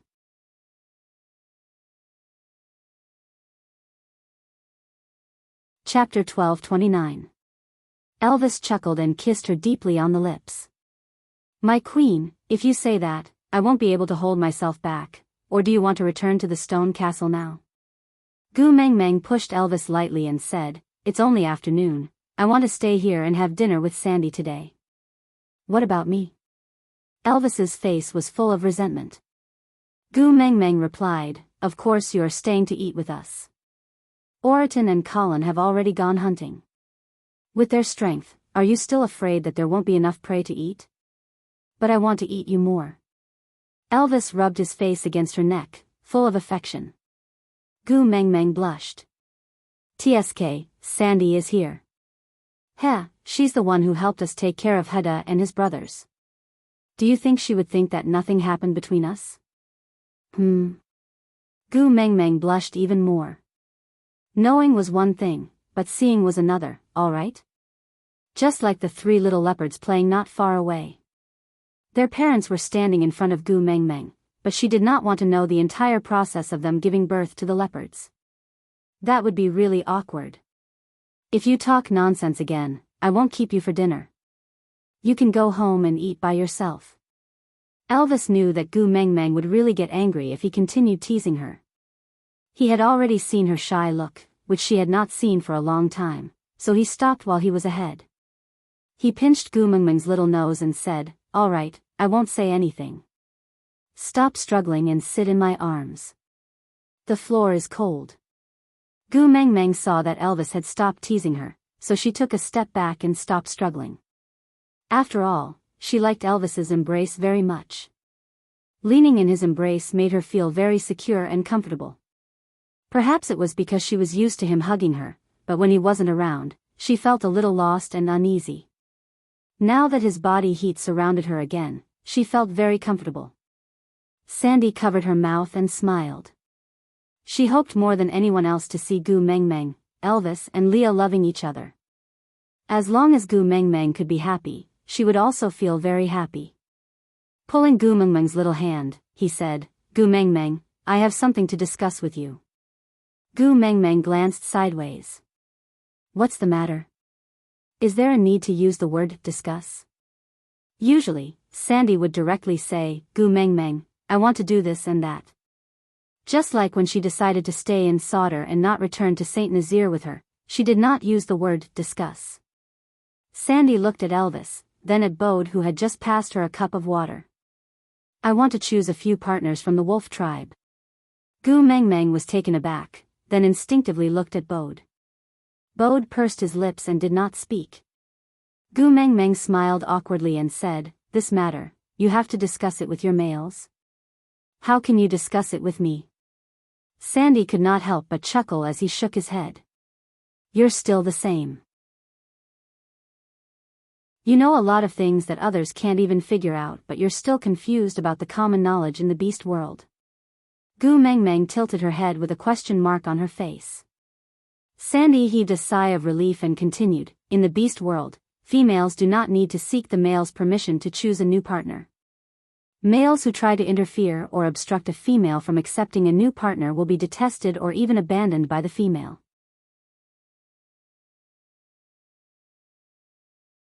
Chapter 12:30. Sandy looked straight into Gu Mengmeng's eyes and said, "In the past, I only wanted to mate with the males I liked. Because of this, the number of partners I had was always so low. My stubbornness limited the strength of the family, to the extent that when danger approached, my partners would be fighting alone and get injured time and time again. My family members also reduced from 9 to 4, now that we have these 3 little ones, I cannot continue being stubborn. It is my duty to raise the power of the family, so I decided to expand the family members."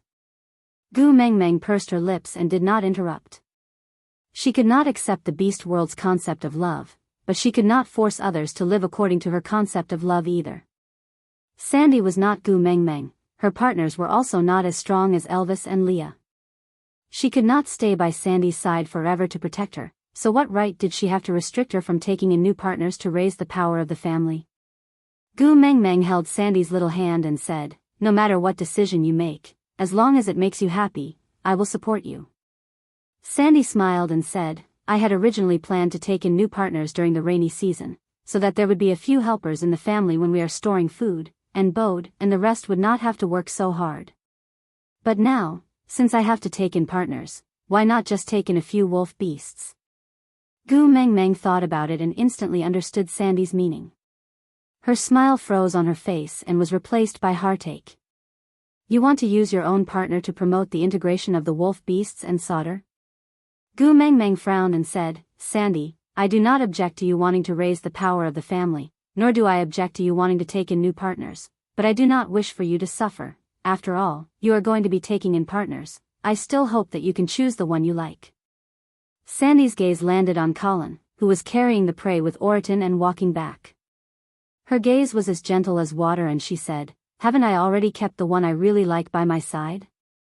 Choosing again depends on their power. The wolf beasts are an outsider tribe. If they were to rush in all at once, there would definitely be friction with the snow fox tribe. In addition to the 16 tribes that submitted last year, the 3 powers would have to work together. Huda is really not easy to be the leader. The snow fox tribe's network is very complicated and it is not something I can interfere with. Because of Oakley, the 16 tribes have always kept a distance from us. It's too difficult to subdue them. Sighing, Sandy smiled at Gu Mengmeng. The wolf tribe is different. Elvis is the wolf king, while Heda and Jiaoyu are the young masters of the wolf tribe. It's just that the two of them are still not strong enough.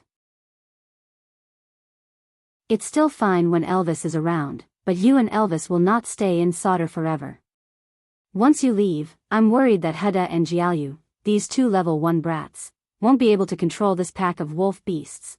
Then the situation will become even more chaotic. For the past year, Sandy had tried her best to take care of Heda and Jiaoyu. She had almost given Colin to the two rascals, afraid that they would suffer outside. She was really more worried than her biological mother. The little female, who was originally innocent and carefree, gradually learned to analyze the pros and cons of the situation. Too many things had happened this year. Unknowingly, Sandy had grown up.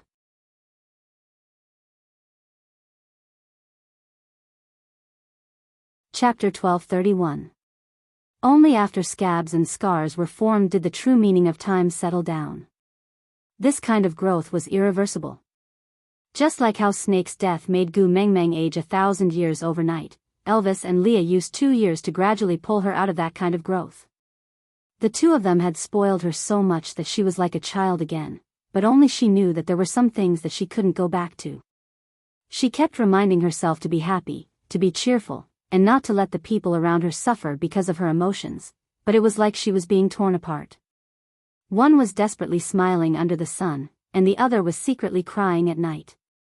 How many times had she dreamt that Elvis would carry her back to the cave like a broken rag doll after she was torn apart by Ellie, kissing her while saying, "So it turns out that teasing a married woman will really incur the wrath of the heavens. They will cut open your chest and take out your gallbladder." She would wake up in shock from her dreams, but other than widening her eyes, she did not even dare to sit up and scream, afraid that Elvis and Leah would find out that she was having a nightmare again. What about Sandy? Out of the 9 partners, only 4 remained. Did that mean that Sandy had suffered 5 times the pain that Gu Mengmeng had suffered? After all, she would only mate with males she liked. How could Gu Mengmeng not feel sorry for her growth? Holding on to Sandy's little hand, Gu Mengmeng did not know what to say to comfort her. Only after experiencing the same thing did he know how useless those words that could easily be said to comfort others were. If the knife didn't stab itself, anyone could say, "How painful can it be? Just bear with it and it will be over." Sandy replied with a smile, "Don't worry, I'm fine now." Gu Mengmeng jumped out of Elvis's arms and hugged Sandy. "Yeah, I believe you." Sandy hugged Gu Mengmeng back and heaved a deep sigh, as if all the grievances she had been suppressing in her heart for a long time had been released. He then sat up straight and continued, "My current idea is to choose a few strong people from the wolf beasts. It would be best if they could break through the 3rd level and enter the 4th level after mating. This way, after all of you leave after the dry season, Heda and Jiaoyu will have their own people to use. At that time, with their identities and my partner's strength, I believe that no one in the wolf clan will dare to have second thoughts." Gu Mengmeng chuckled and said, "You said you want to increase the power of your family, but you are actually trying to form a marriage alliance with the wolf clan, right?" Sandy smiled lightly and said, "The marriage is true, but it is also true that he wants to increase the family's strength. I'm taking the initiative to discuss this with you because I'm afraid you'll overthink things." Gu Mengmeng pinched Sandy and said, "I am already imagining things." Sandy shook his head and said, "Don't think too much." Gu Mengmeng said, "Elvis is the wolf king and he is my partner. To the wolf tribe, this is already the most beneficial marriage. You really don't have to suffer." Sandy smiled and said, "But you won't be staying in Sauter forever, so I, who has a close relationship with the Wolf King's family, am the most suitable candidate for marriage? Anyway, I was going to choose a new partner anyway. Because of your relationship with Elvis, my range of choices as a half-orc female has become much wider. In other words, I am the one who has the upper hand. Why do you look like I'm the one who suffered a loss?"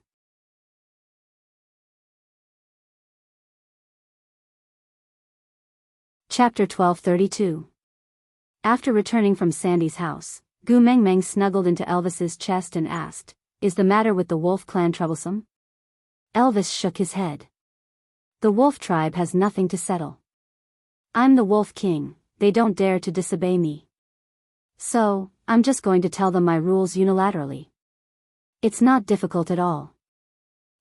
Strength reigns supreme, simple and violent. That's good too, at least they won't take up too much of your time." Gu Mengmeng leaned against Elvis's chest and said nonchalantly. How would Elvis not know what she was worried about? "Worried about Sandy?" he asked calmly. Gu Mengmeng nodded. Elvis said, "No matter which wolf beast Sandy mates with, as long as I am alive, no one will dare to bully her. So you don't have to worry." Gu Mengmeng pouted and said, "But what if the other party's character is not good? What if he's a scumbag? What if he has ulterior motives for approaching Sandy?"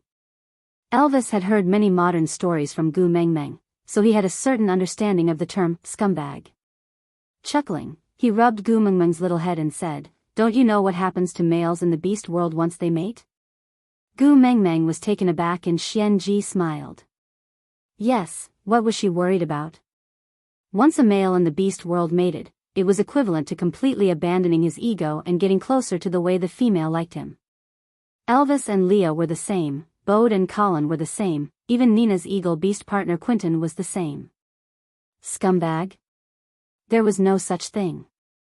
With that thought, Gu Mengmeng felt much better. Objectively speaking, Sandy's thinking was mature and rational. She had no reason to stop her. But as her best friend, Gu Mengmeng felt that it was necessary to check on her. So she wrapped her arms around Elvis's neck and asked, "Didn't you meet them this afternoon? Are there any better ones who are honest, loyal, and powerful? It's best if they're good-looking, understanding, gentle, and considerate."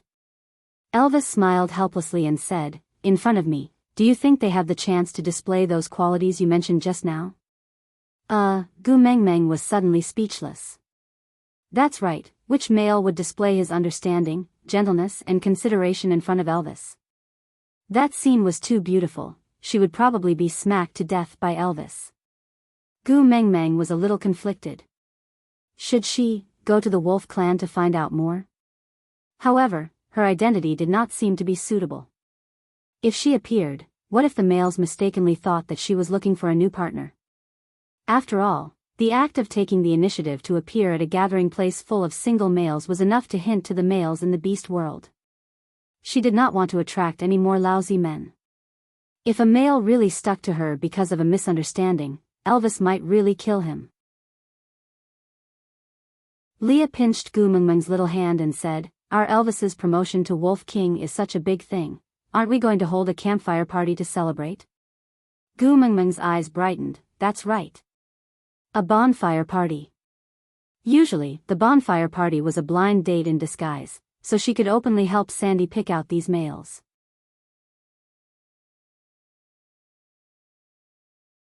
Chapter 1233. Elvis gave the pack of wolves beside him a look and one of them turned around and ran off. It seemed like he was going to pass on the message. The next day, Elvis stayed with Gu Mengmeng at Sandy's house, discussing with her about the night campfire party. As the witch doctor, Leah had to host this night campfire party. Sauter originally had a witch doctor, but he was killed by Cole. The 16 tribes also had witch doctors, but none of them were willing to submit to each other. It would be a huge problem for anyone to host this kind of party, so Leah had to host it personally. The male of the messenger of the beast deity, the ninth highness of Sauter, a member of the Wolf King's family. With these three identities, all the current forces in Sauter had to give him face. Oriton had the biggest objection to this matter. His expression was not good the entire day, looking like he wanted to bite anyone he saw. Originally, there were 3 meals a day, but now, there was only 1 meal for dinner. His mood was really not good. But, it seemed like no one cared about this matter. In the evening, Gu Mengmeng was already extremely anxious. She pulled Sandy along to get a good spot at the campfire party. But she was the messenger of the beast deity. Her campfire was always the center of the scene, how could there be a better spot? As for Sandy, although she was a half-orc, because of Gu Meng Meng, her campfire was always right next to Gu Meng Meng. There was no need to occupy these two spots, no one would dare to snatch them. But Sandy did not stop Gu Meng Meng. After all, ever since Snake died, Gu Meng Meng had rarely been this excited.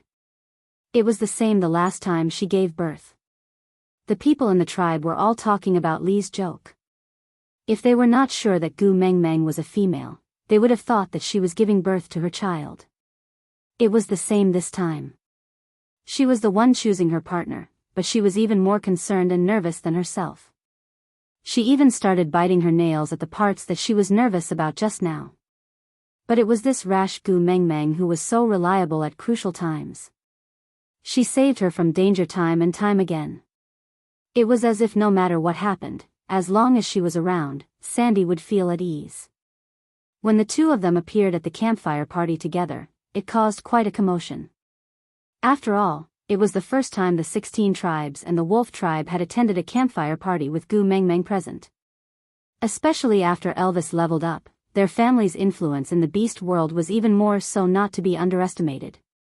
The messenger of the beast deity was amazing. Her first partner was a beast king, her suitor was a beast king, and she herself was a beast king. There were only 3 beast kings in the entire beast world and she had gathered all of them. It was just that no one dared to say these words in front of her. The bonfire on Gu Meng Meng's left was Sandy's, while on her right was Ray, who was carrying a tiny snow fox in her arms. It was a young female that had just been born last winter. She was not even half a year old and had yet to transform. However, her parents were both perfect orcs, so there was a high chance that the little fellow was a perfect female. Sauter only had one young female, so naturally, she was more valuable than Philly and Lacey, who had given birth to 2 litters of males. Mothers were more valuable because of their daughters. So according to the beauty contest rules announced by Gu Meng Meng at St. Nazaire at the end of winter this year, Ray had become the first beauty of Sauter and naturally had the right to sit beside Gu Meng Meng.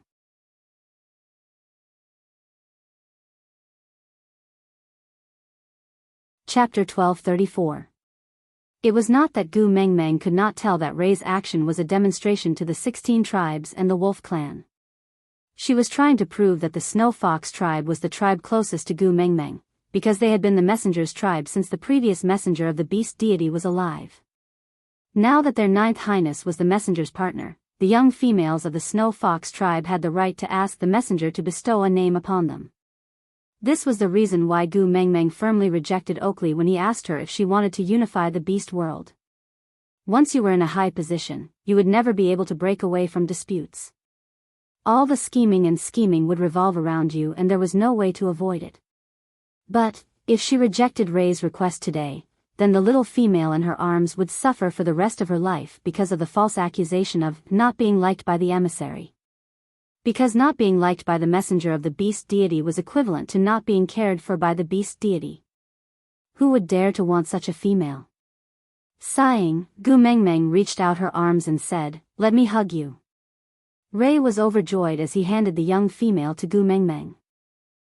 It felt so good. The pure white and soft fur was so soft that the little fellow felt comfortable from Gu Meng Meng's touch. He squinted his eyes and raised his head, letting out a low purr.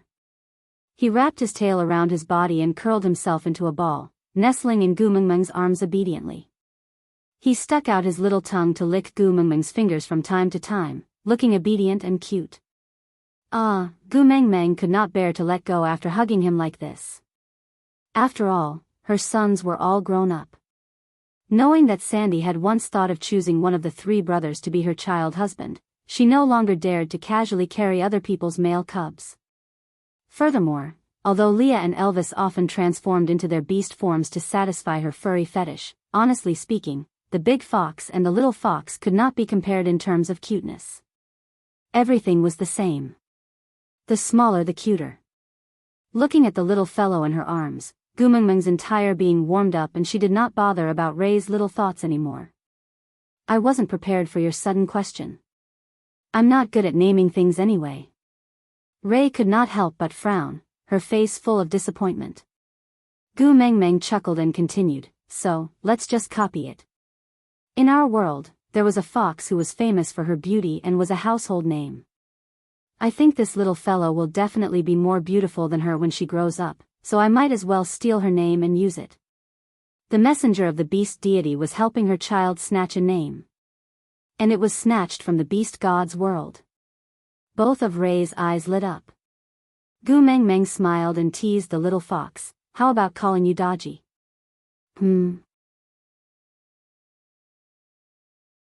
Squeak, squeak, squeak, the little fox squeaked. Gu Meng Meng glanced sideways at Ray. After all, Gu Meng Meng did not understand fox meowing. Ray laughed so hard that she almost cried. She knelt on the ground and kowtowed to express her gratitude. Dodgy said that she likes this name very much. Thank you, Lord Messenger, for giving me this name. Gu Meng Meng gave Ray a hand and said, all right, the name has been decided. You can carry the child back. Ray pursed her lips, lowered her eyes and said carefully, is there anything else? Gu Meng Meng was displeased. She did not like people who pushed their luck. You're tuning into the Romantic Tales YouTube channel. Don't forget to subscribe and join us on this journey to catch the most captivating stories.